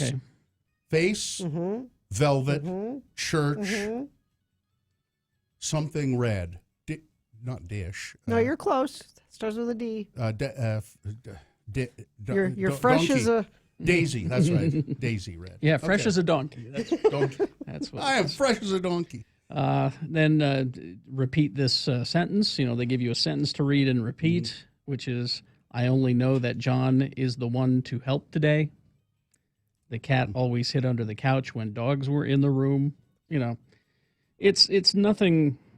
But I guess it is an indicator, a pretty good indicator. A simple test that is a good indicator of maybe some problem. Yeah, because a hard test, you'd think, well, it's a hard test. But a simple test, if spatially you're not thinking clearly. I like the measurement, or the one where you have to tell what these words are, how they're related. Yeah, you have that. That's a good one. Similarity between these two words. For example, banana, orange. They're both fruit. Train, bicycle. Modes of transportation. Watch, ruler. Now that's a harder one. Measurements. Things that Measures one things. measures time and one measures. So yeah. Bill, Gina. good looking and not so good looking. No, they have to be the same thing. So the way they're the same. Okay. Bill and Gina, human beings. Here's a text that says, we do the MOCA at work all the time. All it proves is that the president can count, tell time, and knows what year it is. I think employers use this test for job applications. Someone says you can pass a cognitive test and still be crazy. Different criteria. That's true. On CNN, they said his cholesterol had gone up in the last year, even on the medication. That's his diet. He has 2 Big Macs in bed now instead of 1. My cholesterol's I knew you'd want to know. My cholesterol is really good, and my circulatory functions are good. I don't have any kind of aneurysm, impending aneurysm, no prediabetes, and my liver works like a champ. That is not a license to drink whatever you want. Well, no, of course it's not. But in your mind, you think that Well, when I'm you're just saying. drinking. I'm just saying. Good. I'm saying to myself, liver, good job. Good old liver. You're doing what you're supposed to do. I'm sorry I'm working you so hard, but I'll stop on Monday for a while. I'll give you a break. Dry January? Dry half of January? Yeah. Well, I'm going to do 31 days, so you don't have to do it on January 1st. You can just. I would think you'd use that as an excuse for not doing it. Well, it'll have to be next year. I'll have to wait till. I thought of that, but I'm just curious to see. I have not gone 31 days without drinking since I was 15. Probably. Or 16, maybe. I don't know. 18. Crash northbound I-215 east at 62nd South, the on-ramp there. Crash eastbound I-215 62nd South. Why are you giving me that twice, UDOT? I just read you Because it's what important. you send me. Crash northbound I-15 80th South in Salt Lake. Crash southbound I-15 at the I-15 I-215 junction in Davis County. The left lane is closed there. Crash southbound I-15 at Beck Street, US 89 in Salt Lake. That's traffic. What's that you say, liver? Yeah, I'll give you a bonus. Yeah. If you want a bonus, this is a good way to get it, a bonus down payment money for a house.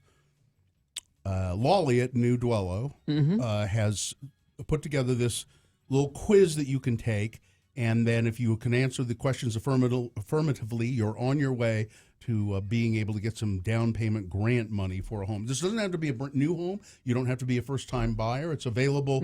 There's the only criteria is it can't be a house over, it's like around $500,000. There's a limit there. Certain number, which covers a lot of homes. So text the word money to 62687. I did it just as a test. The other day. Instantly got a text back from Molly telling me how to access this information. So. Okay, well, we should send this to Donald Trump. Mr. President, text the word money to 62687. I know money. Let's see if you can pass this test, and if you can, you could get some down payment assistance money, grant money. Now, new money becomes available every month, and then it runs out. So you should jump on it. Check it out now and see if it's available now or not. If not, to the 1st of February, they refund it. So text the word money to 62687. We know that live music on the beach is a hell of a lot better than suffocating under the inversion.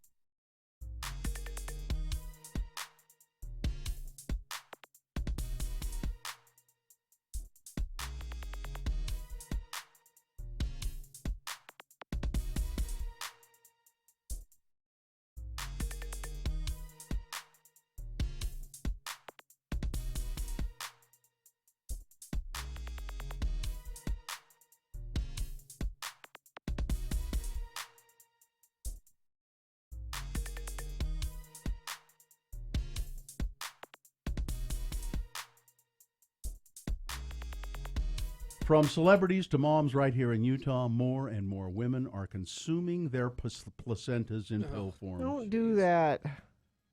Listen, I want you to hear Okay, these. I want you to, okay, wait, don't go on. Even if there's something about eating your placenta, you would have to do it the way your dog does it when she has puppies. Yep. If there's anything to it, drying it out and putting it in a pill kills whatever good thing you think it does. medical expert Gina Barberi, listen to the testimonies of these women, All Gina. right. The placenta, for those of you who don't know, is an organ that grows inside the uterus while a baby is developing. The placenta gives nutrients to the baby, and some believe... Some believe. People are saying, and I'm hearing. Ms. Barberi, not among them. No. But some people are saying, and I'm hearing, and I have the tendency to believe when some people say and I hear, and then I believe, that it is also capable of giving mom key nutrients even after it, that is the placenta, and the baby are delivered. Quote, so what happens is, studies show that about 72 hours after delivery, once the placenta is delivered, hormone levels drop, said Rachel Talley, a midwife, Gina, and herbalist. Are you either of those two things? Wow, a midwife and an herbalist. Are you? I am neither of those. All right. All right, then. Are there any, I want you take out your credentials and show me. are there any doctors or scientists around? Carrie? Studies, Carrie? Studies? Studies Herbalist, say, herbalist. according to this midwife And a Midwife study, and and herbalist, a study could be, you know, Okay. I've studied things, and that's a it study. takes 4 to 12 weeks statistically,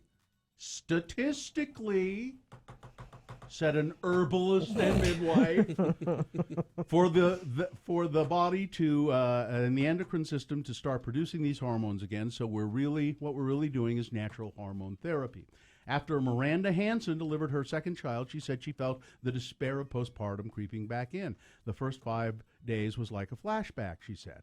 But after taking her first placenta pill, she says, so here's evidence right here. Okay. The symptoms softened in just 20 minutes. It was like this fog that was lifted, she said. It was like a breath, like it was totally like, you know, I could just like feel like it was clear. It was Couldn't like possibly be that amazing. you were thinking that would happen, so it happened. Oh my That you were God, sold. you are so negative. Miranda says she bonded with her baby, got back on her feet quicker, dropped her baby weight faster after taking the pills. Other moms like Melinda Dratchell also weighed in. I'm a big fan of Western, you know, like modern medicine, she said. I'm all about the epidural, which I know you are, Gina. Big fan of the epidural. But she said the placenta pills worked for her. It was a little strange at first when I started And talking. you know they kept the taking them. cougars away, and they kept Rachel Talley midwife and herbalist, charges. What are you charging for this advice, Gina? Huh? It's free. She charges $250. Okay. How much and does she that's what it's charge? worth. And that's what it's worth. How much does she charge? I'm That's curious. what your advice is worth. Because her advice, midwife and herbalist, $250 for her services. She said a placenta typically yields about 200 to 300 pills. Some hospitals won't release the placenta, but if they do, and if it's handled correctly, the health department said they don't see a risk in consuming your own placenta, but they do caution folks not to share their placenta with somebody else. Please let me have some of your placenta. No. Come on. No, don't share. No placenta sharing out there. Okay. Rachel Talley, midwife, herbalist, and placenta encapsulator. And making money off of it. She is. Wait, that couldn't possibly have anything to do. She is a placenta encapsulator as well. A placebo encapsulator. Yeah.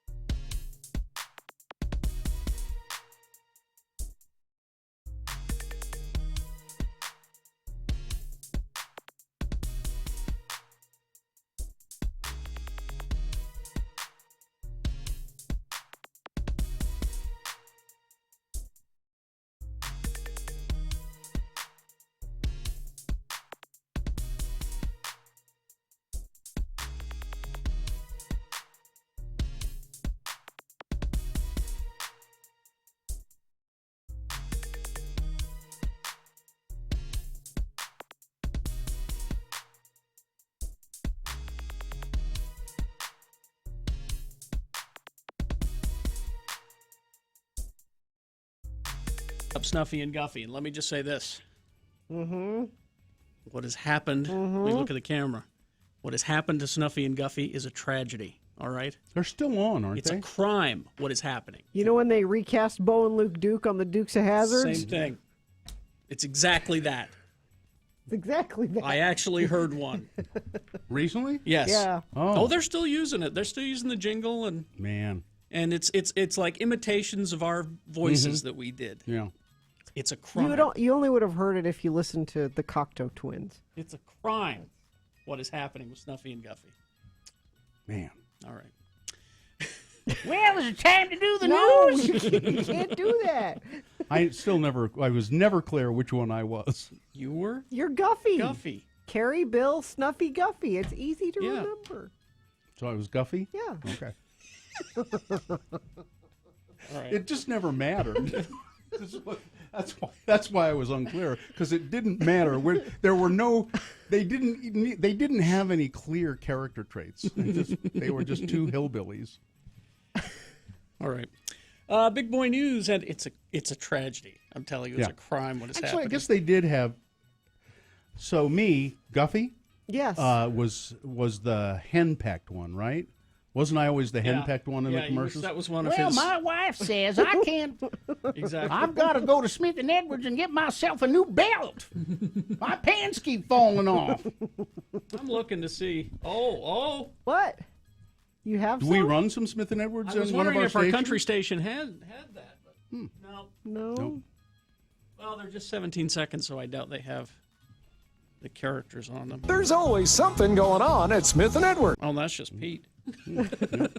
Well, Pete would hate that I just said that. That's just that's just Pete. You outed him, You outed the Carrie. character. Yeah. All right. Big boy news and opinioendo now, brought to you by Smith and Edwards. the Country Boy Sure, Store. why not? They got everything you want if they can find it. Send them a bill. We ought to send them a bill, and they'll pay us in Army surplus. That's right, Snuffy. I mean, I'm telling you right now, you listen to those ads. It is a crime what is happening. Let's see if I can get. I done nuts there for a minute, didn't I? All right. Edge! I'm killing you, Edge!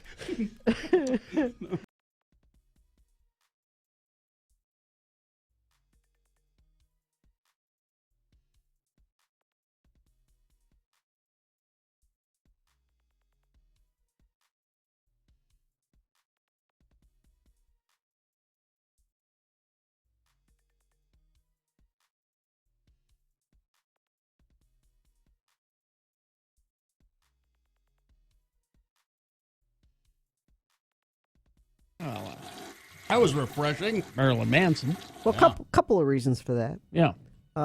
In town tomorrow. Yes. Marilyn Manson? At the complex. Well, that's a rescheduled show. He's supposed to be here earlier. October, he was supposed to. And he also tweeted yesterday, Johnny Depp is considering a position on guitar. Sound great? Now, Johnny's played with them before. Yeah, they're friends. And Johnny's having money trouble, so maybe Marilyn is throwing him a bone for... I'll give you a little bit of put you on salary if you play guitar. We'll see. Huh. So Interesting. go to the show and see he if- could be maybe? in town. I don't In know. theory. I don't know. Yeah. I mean, maybe with Sundance. I don't know. You know who else is coming to town? Who? AWOL Nation. Yes. I heard about that. To the Complex Wednesday, March 7th. Tickets are on sale at thecomplexslc.com. It's all powered by Lyft Credit. Now, this is a qualifying prize. What you're qualifying for is that Gulf Shores flyaway trip for two to see AWOL Nation and The Killers, Cold War Kids, Portugal the Man, St. Vincent, Foster the People, and Bleachers. 96th texter wins the AWOL Nation tickets for here, and then you're entered into a drawing for the Gulf Shores flyaway. I'm going to give you a keyword here. Okay. You'll text it to 33986. Here's your keyword. Breakfast. I love breakfast. BREAKFAST. Breakfast. Text that to 33986. All right. I don't generally get a good breakfast. Well, we are up too early for a good breakfast. Well, you know, I could plan. You eat a breakfast, don't you? Mm-hmm. Carrie plans it. So how do you manage it? That's easy. Go ahead. On Sunday night, Sue makes this egg and meat casserole thing. A quiche, kind Like of? a quiche. Yeah.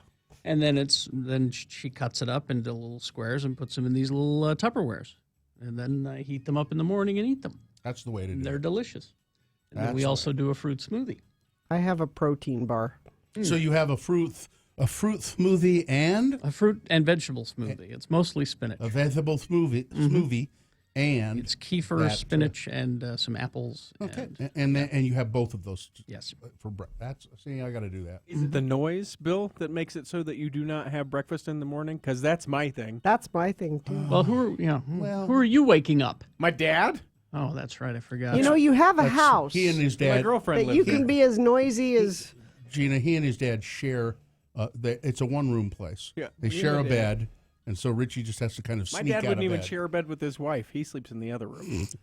Well, I don't need to know that. No, they just so. It's for sleep quality purposes. I'm convinced my kids get a better breakfast than most people anywhere. My husband gets up in the morning before school. They have a hot breakfast every day. And when I say hot breakfast, it's eggs and sausage and bacon and toast. Every day? And every day. Eggs and yogurt. bacon every day? Yeah, that's not that healthy. For my kids, they need it.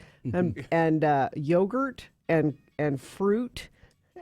All display, and the fruit. And then he stands the there fruit with his is arms displayed out in an even fan on the side of the every day. I don't believe it. He stands I there. swear to God. He stands there with his arms folded and says, "Nope, you don't move until you eat the yogurt." Sorry, no. Are you kidding? Her kids are yogurt. No, every day they get hot.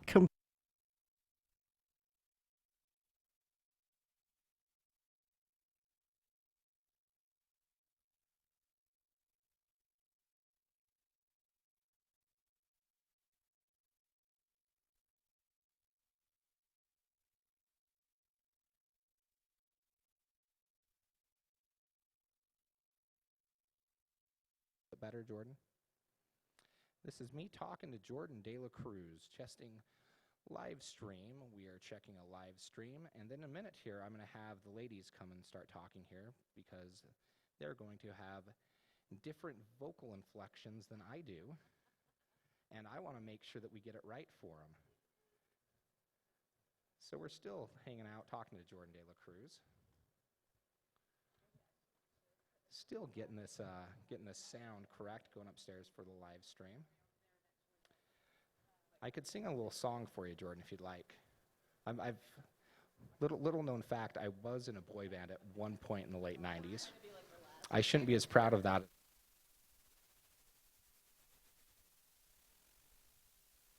You know, you stop working out for the better part of a decade and a half, get married, have a couple of that's true. I'm not the one that had the kids, and my wife is extremely athletic, so it's I like to think that I took one for the team physically. Still checking on this live stream. Okay, you still got me? How does that sound right there? I am talking to Jordan St. John De La Cruz. Little known fact about Jordan, he was one of the original conquistadors that came from, he actually invaded Mexico around 1592. I'm not even Giving you an estimate as soon as possible. We really do trust Sean and Jamie and all the guys at Everest Collision Repair to get your car fixed the right way. Everest Collision Repair has locations in Salt Lake, Sandy, Tooele, and Ogden. You can get more and download the app at everestcollisionrepair.com. Attention, Utah residents. It's time again for the Radio from Hell Film Festival. It's simple, easy, fun, and you could win $1,000. Follow these 4 simple guidelines. Include a flag of the United States of America in your film. Include the phrase, "in your area." Make your film 5.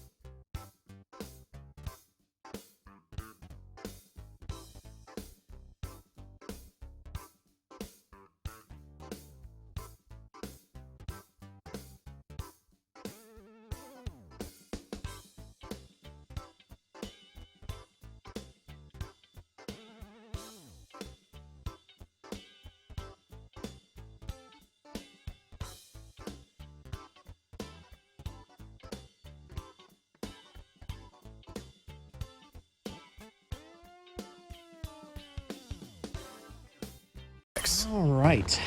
Let's see. It's 9:20. We're going to do Boner Fight coming up here in a moment. But first, a little bit of news. It's so little, there's not even a sponsor for it. It's there's more than that. There should be a sponsor. Oh, Well, but there isn't. Well, so. then make Should one be up. about 7 minutes worth. Well, starting tomorrow, Yes. we will be doing our show from Wasatch Brew Pub up in Park City. We are? We're official providers of the Sundance Film Festival, you know. Oh, that's a big responsibility. So we'll do our show, and then after the show, we're going to record interviews, which will be posted on our website and social media and all of that. Well, that's just damn cool. So be That listening was your sponsor. for that. That's the sponsor? Okay. All right. Yeah. So there's this Utah guy who has a fairly popular science-focused YouTube channel, King of Random. And this man has been charged with 2 counts of second-degree felony possession of an explosive device But it's for science. for conducting incendiary experiments But it's for views on YouTube. in his backyard. So he blows things up. Jonathan Graham Thompson of South Jordan was charged Tuesday for 2 separate counts involving an explosive. He was not arrested. An initial court appearance set for February 21st in West Jordan. They had to get it out of South Jordan. He needed a different venue. We need a different Jordan. We need a different Jordan. The South Jordan people are going to be prejudiced against this. We can't get a fair trial in South Jordan. We need to go to West Jordan. When reached by phone Wednesday afternoon by the Salt Lake Tribune, Mr. Thompson said he'd heard about the charges from media and fans on Twitter. He said he was upset and confused about the allegations. It makes it seem like I'm an irresponsible YouTuber who's just blowing stuff up, he Well, said. that's what it sounds like to me. That's what I think you are. Well, now, do the two of you have any more details than what I've just given you? No. Well, then withhold your judgment for a All moment. I need to hear is he's blowing things up in his backyard and putting it on YouTube. No, now Mr.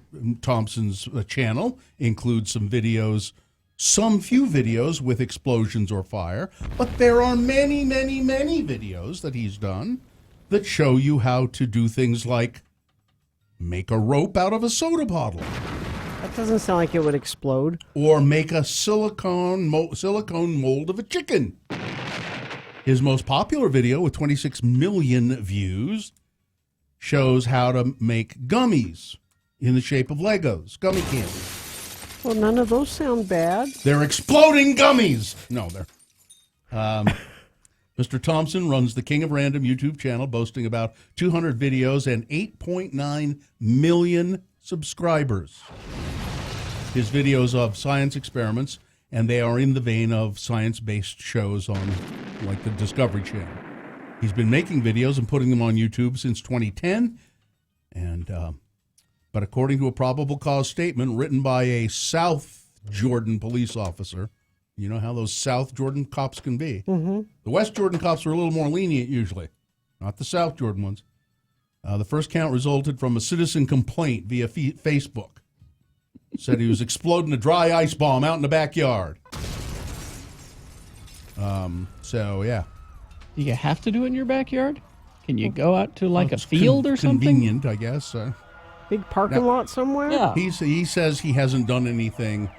His contention is he has done nothing that is dangerous. It's maybe make a loud noise, but not anything other than that. So the porn star that was paid off by Donald Trump's lawyer, Stormy Daniels? yes, admitted in a magazine interview that she had had sex with Donald Trump right after his wife Melania gave birth in 2006 to, what's his name, Barron? Mm-hmm. Although she said he didn't give the kind of triple X rated performance that she's used to. You know, she's used to doing it with other. Well, she's a with professional. male porn stars She's a professional. who are probably more well equipped than Donald Trump to do these things. The sex was just kind of textbook generic. She said. She said it was nothing crazy. One position. It's what you would expect someone his age to do. Wrong. She also said he chased her around the room in his tidy whitey. Yeah. The magazine didn't publish the interview at the time after. No, she didn't say that. A friend of hers said, she told me that's what Donald Trump did. She didn't say it directly.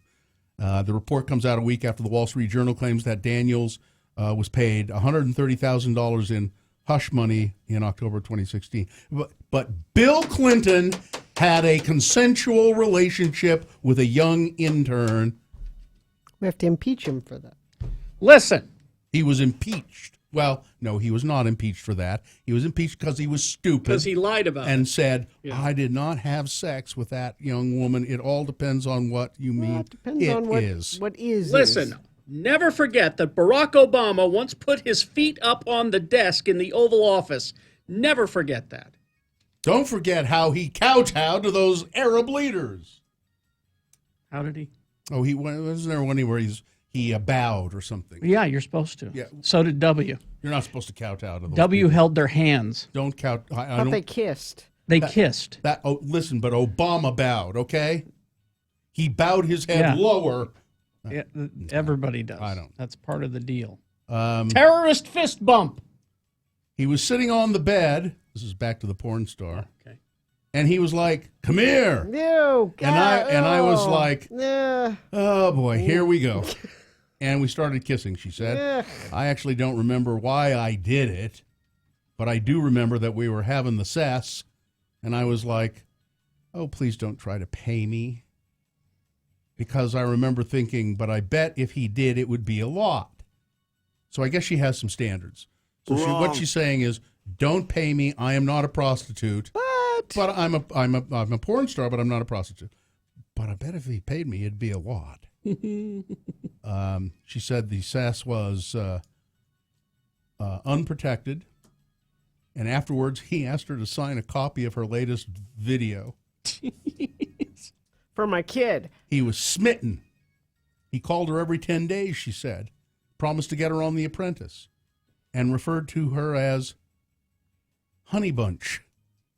How you doing, Honey Bunch? Creepy, icky, ooh, yuck, Again, yuck, ooh. if this were Obama, well, it would be a 24-hour cycle on Fox News. It was Bill Clinton. For a month or more.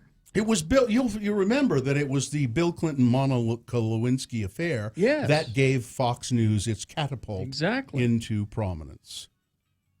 Despite Trump's unremarkable performance between the sheets, you want to hear more, don't you? No. The two continued to meet up. Okay. Climate change.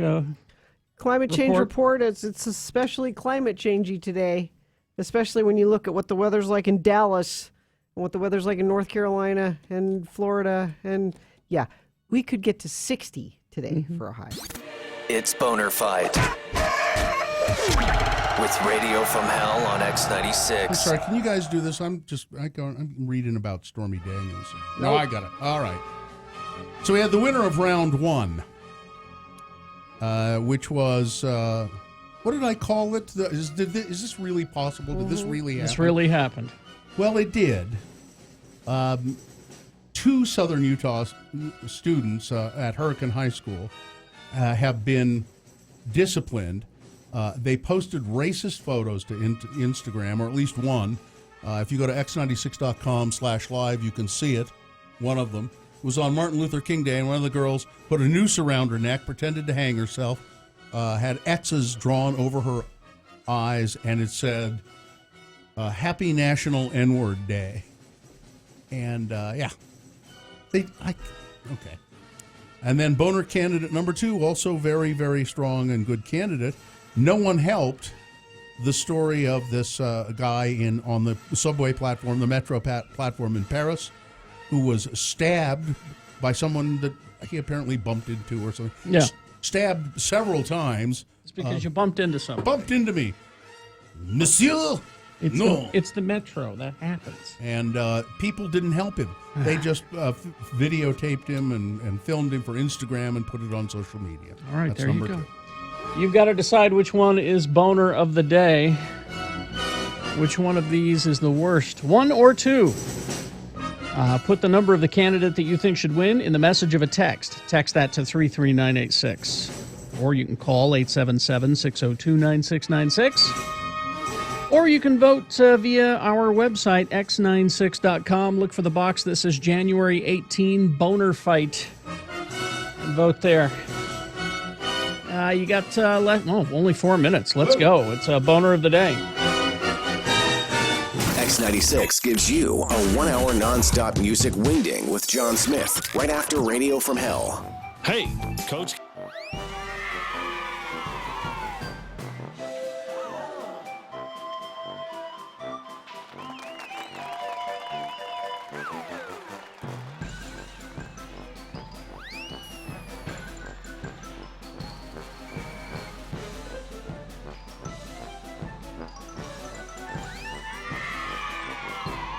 So when is Seymour coming? He said he'd be here now. He says he's got some real good stuff for us, stuff that's going to make us some dough. None of his ideas have panned out so far. You said hiring a personal manager to get us some outside projects would be a good thing. I know. You said that we'd start making some extra money. I know. Nothing so far, partner. Nil. Nothing. We haven't seen a dime. Well, Seymour says we're too picky. Says we have to bend a little bit. That's got to be him. Come on in, Seymour. Hey, that's pretty good. How did you know it was me? Well, you said you'd be here at this time, and no one else ever visits us. Yeah, and I could smell your aqua velva through the door. Ah, powerful, ain't it? I love aqua velva. So, Seymour, what kind of stuff have you got for us? Well, first off, let me tell you, everybody wants a piece of your asses. Radio from Hell is hot right now. Hot! It's positively volcanic. Now, I can get you two volcanic gods a personal appearance fee to MC the grand opening of a new artificial limb store at a strip mall in downtown Nephi. How much? How much money? Well, no money. I got you trade for this one. You guys can take your pick of any partial orthopedic appliance you like. If you need full limbs, they want to charge you a little, like cost or something. Well, I think I can speak for Bill when I say we pass. Carrie, could we just put this one on hold? I need to speak with Aunt Esther and see if Uncle Clyde's hook is still busted. All right, that's a maybe. I'll put this one on the maybe pile. Okay, here's the next offer. A big pharmaceutical concern in Santa Quinn. Utah? Yeah, Utah. This pharmaceutical company has a brand new hemorrhoid ointment, and they want you boys to be the spokesman. Now, before you say anything, just listen to some ad copy I was formulating in my head as I rode over here on the bus.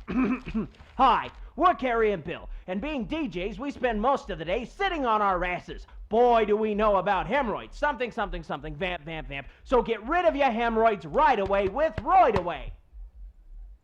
Roid Away? Let me guess. No money for this one either? I think I speak for Bill when I say we will not endorse Roid Away for trade. Tell Roid Away to take their proposal and shove it up there. Hold on, Carrie. I've been kind of inflamed lately. It's on the maybe pile. Here's the next deal. The Mighty Morphin Hell Rangers. You two can morph from yourselves into these guys wearing tight leather outfits and football helmets. Absolutely not. Look at Bill's gut. Do we want our fans to see that gut in tight leather? I think I speak for Bill when I say... Wait, Carrie. Hey, Seymour, is it pink leather? I just love pink leather. On the maybe pile. Finally this. You guys know them little Looney Tune Kids cartoons, Teeny Toons or whatever? Yeah. Very popular. Little Bobby? Huge. Muppet Babies? The biggest. Well, picture this. Carrie and Bill cartoons with the two of you as little baby DJs, getting into all kinds of radio adventures at a grown-ups radio station. It's called Hell Babies. What do you say? I want to turn this down, but before I do, let me ask Bill. What do you think? Seymour, would only my cartoon wear a diaper, or could I get to really wear a diaper sometimes? On the maybe pile. Maybe pile. Yeah, maybe. Yeah.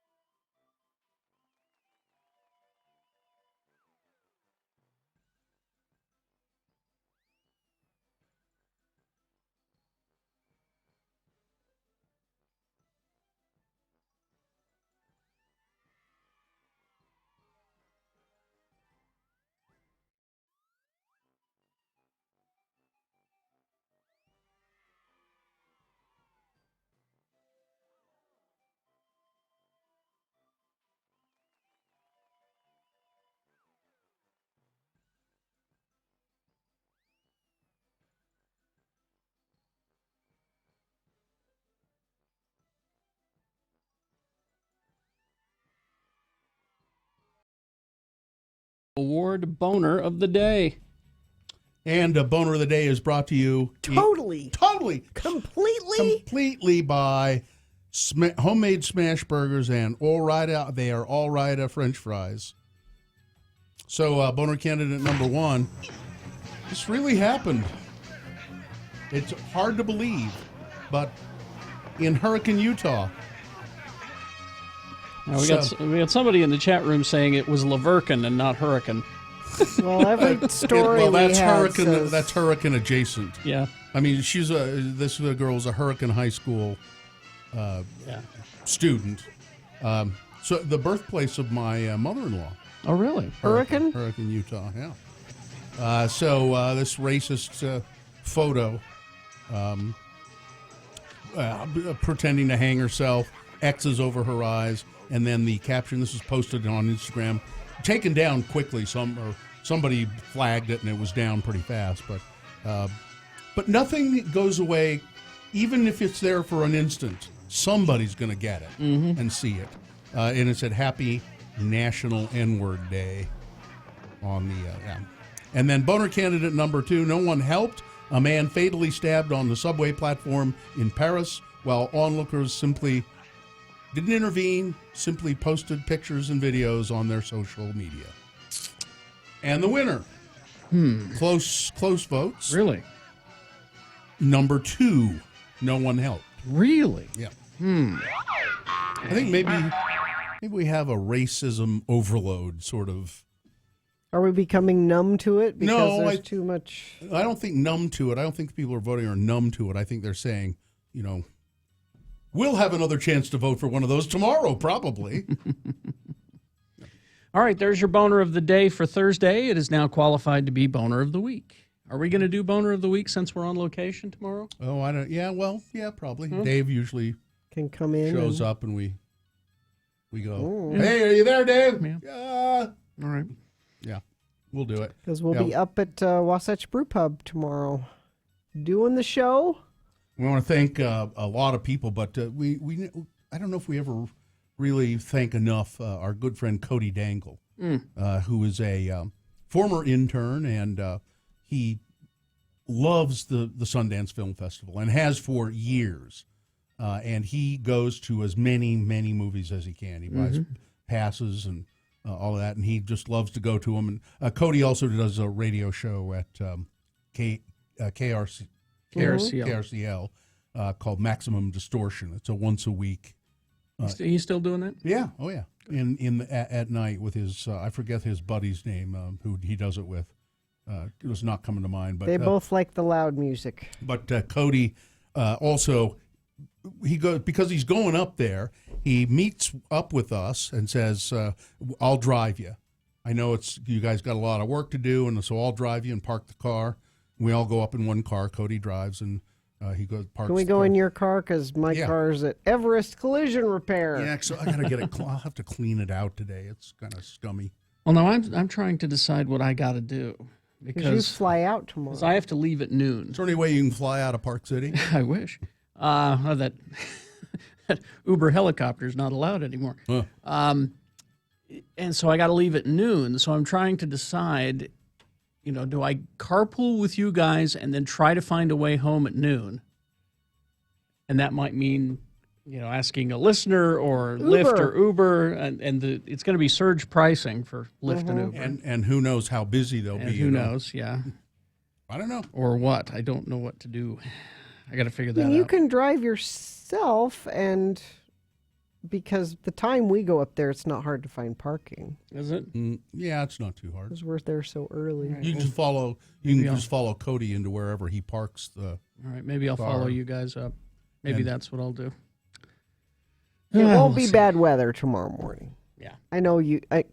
Carrie's had bad driving to Park City weather issues. Monday. Bad weather on Monday. Mm-hmm. But Carrie will be in Florida. We won't. And that's the other thing I got to get taken care of is I got to go across the street and talk to the neighbor kids and see if they'll shovel my driveway while I'm gone, because my house sitter, she's not going to be able to. That's a lot of shoveling. It's a big driveway, and I wouldn't want her to do it. Maybe we're being too optimistic here about the snow, though. I got a great house sitter. I'm really excited about this one. This is not somebody we know? No. She runs an Etsy business where she crochets. Oh. So she's just going to be at my house. So that's her work. The whole time. She... Just crocheting the whole time. So watching the dogs. Absolutely. Making new doilies for your furniture? Yeah. Oh, nice. So that's very cool. Cozies for I'm looking things? forward to that. That's going to be great. Crocheted beer koozies? Mm-hmm. I hope nice. it works out. Well, sure, why not? Yeah. It's somebody you sort of know. Not Yeah, just, Sue knows her. Yeah, you just didn't hire her off the internet or something. I met her, and she was very interesting because she was excited to talk to me because she said, I just started watching Star Trek, and I don't know where to start. Now, when she says Star Trek, what do you mean? Like any Star Trek at all? Really? In general, yeah. You start with the classic. And I said, well, don't worry about it. It's all here. I have everything you need. All right there, and what I don't have is on Netflix. So are you up to date on Star Trek Discovery? I was going to catch up on the most recent episode today. It's very good. Yeah. Does anybody die? So good. I'm not saying. It's so good. Oh, and I meant to put it on Geek News, but I ran out of time. The CBS app is now available through your Amazon Prime. What? Yeah. You have to pay for it. You still have to pay for it, but it's one less jump. It's like you're watching shows on Amazon, and then you can just go to the CBS app. Okay. So, okay. We'll check that because right now we're casting the app from my wife's phone to the TV. Yeah, with Chromecast. It's only slightly more convenient, and if you could see how far apart my fingers are, it's very, very small. That actually, the Chromecasting kind of thing works remarkably well. You just buy the little Chrome TV and plug it into the side of your TV. Still waiting for something that just. What, a man to do it for you? Is that what you're waiting for? No, I want a system that just. It will not gathers happen. everything from everywhere, and then you could just watch the shows you want to watch. Most smart TVs have Wi-Fi capability, and you can just do it directly through there. That's the case. But I mean, even that I don't have to buy a package of something that I can say I want this show, that show, this show. That won't happen. Someday. No, it will not. It will not happen because there are competing companies. Mm-hmm. I was looking for this movie on Amazon, and I found it, and it cost $2.99. And then my wife said, "Wait a minute! I'm pretty sure it's on Netflix as well. I mean, not free because you pay, but it's already on Netflix." And I went, "Oh yeah, yep, there it is." But that's what I mean. Some place where all of that could go and won't happen. No, nope, probably not. Oh, and speaking of Amazon, the Tick season 2 has been greenlit. Just so you know. Okay, thanks. I'm quite enjoying. Were people wanting to know? These are all Geek News stories that I didn't have time for. I'm just now Richie has to rush in here. Oh, he does. He's supposed to rush in here. I think we can do it without him. Well, he has to take the lead on this. He's contractually obligated. Information we don't have. Okay. Well, you know what? Valley Office Systems is what I want to tell people about. You guys will remember when we didn't have a functioning printer and copy machine. And now we do, and it's awesome. Yes, and we've got this amazing Kyocera printer that's in my room, which is in the next room, which means I don't have to. We really, literally had to walk all the way to the other side of the building. Mm. We didn't even know if the printer was going to work out. And now this works every time.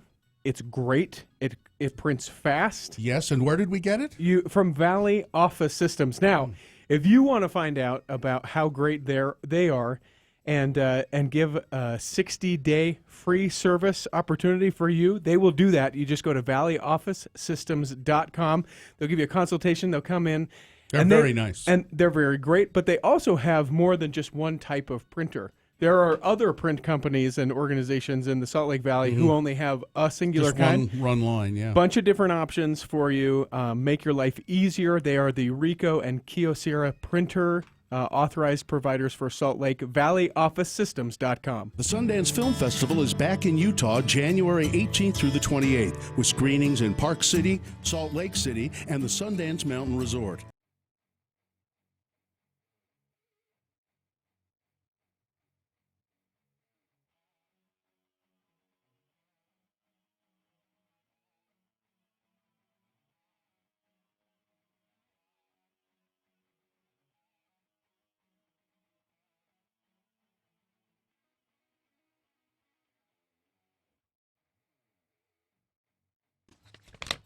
Richie called me last night to ask if he should have said something. Don't worry. Okay. Don't worry. I'm not. Mm-hmm. Yeah, I was a little. You I had that did a little little. panic look on your face. Yeah. He called me. He'd said something yesterday to management, and we won't go into what that was. Okay. But he called me and asked me. He told me what he said, and then he said, "Do you think I should have done that?" Now, when you ask that question, you should probably already know the answer, it right? means you shouldn't have. Yeah. asked. But I think you didn't care for my response. Well, no, because you actually told me honestly. Most of the time, you just tell me, I don't care, or it doesn't matter, or whatever you choose is the best decision for you. Bill always gives me those vague, like parental answers, so I go, okay, perfect. I can justify it in my mind and move on. And when I say that, I mean that. Sure. Because it doesn't matter in the long run. Just make a choice and go with that. Mm-hmm. But what he called me about last night, I said, yeah, probably not. probably shouldn't have done that. Well, now I'm curious as to what I'll it tell is. you. Okay. Yeah, he'll tell you off the air. But you shouldn't have done that. And now that you have, there's nothing you can do about it. So I would just. Well, and since that conversation, I received communication back, and the dust is settled, and it's fine. Oh, okay, good. Oh, Good. okay. So, but was it the thing you were telling me about? About this morning, yeah. Oh, Yeah. okay. Yeah. Yeah, you probably. That seemed awfully ballsy. But is that the new Richie? Is that the I'm standing up to? Yeah, a little bit. But it just seemed to, and as I said to him, there are certain positions worth taking and certain positions not worth taking. It's the pick your battles. Yeah, you got to just, and this was the wrong battle to pick. Right. And then I said, and if you don't like it here, just get out. Well, and that's all because you're not used to standing up for yourself. You're learning. Right, I'm getting there. Well, it's hard to do. It's hard to do because the other part of Richie, and you guys have never seen this. The other part of Richie used to have The gay part? A really no. Oh, That's we've the seen part. that's the You've part seen we the have gay seen. part. Yeah, I've seen that. The really bad temper, and the raging. Oh yeah. Huh. For a long time in my early teen years, it was everything would set me off, and just Did you get in fights with people? more verbal, but just terribly abusive language coming from me Really? towards people. Swearing at my mom and not running away, but that kind of kid running away that you do. Mm-hmm. And the whole deal. And, Slamming doors. Yeah, You were slamming a door doors. slammer. Oh yeah. Big And door I slammer. hate you. Yeah, And big door slammer. Yeah. all that stuff. And then How did you get rid of that? I just decided it's not who I wanted to be anymore. But sometimes it comes back a little bit. Is he on the? You might be. Oh. Oh, there we go. Yeah, there he is. I was full of rage one time in my life. Oh, hello.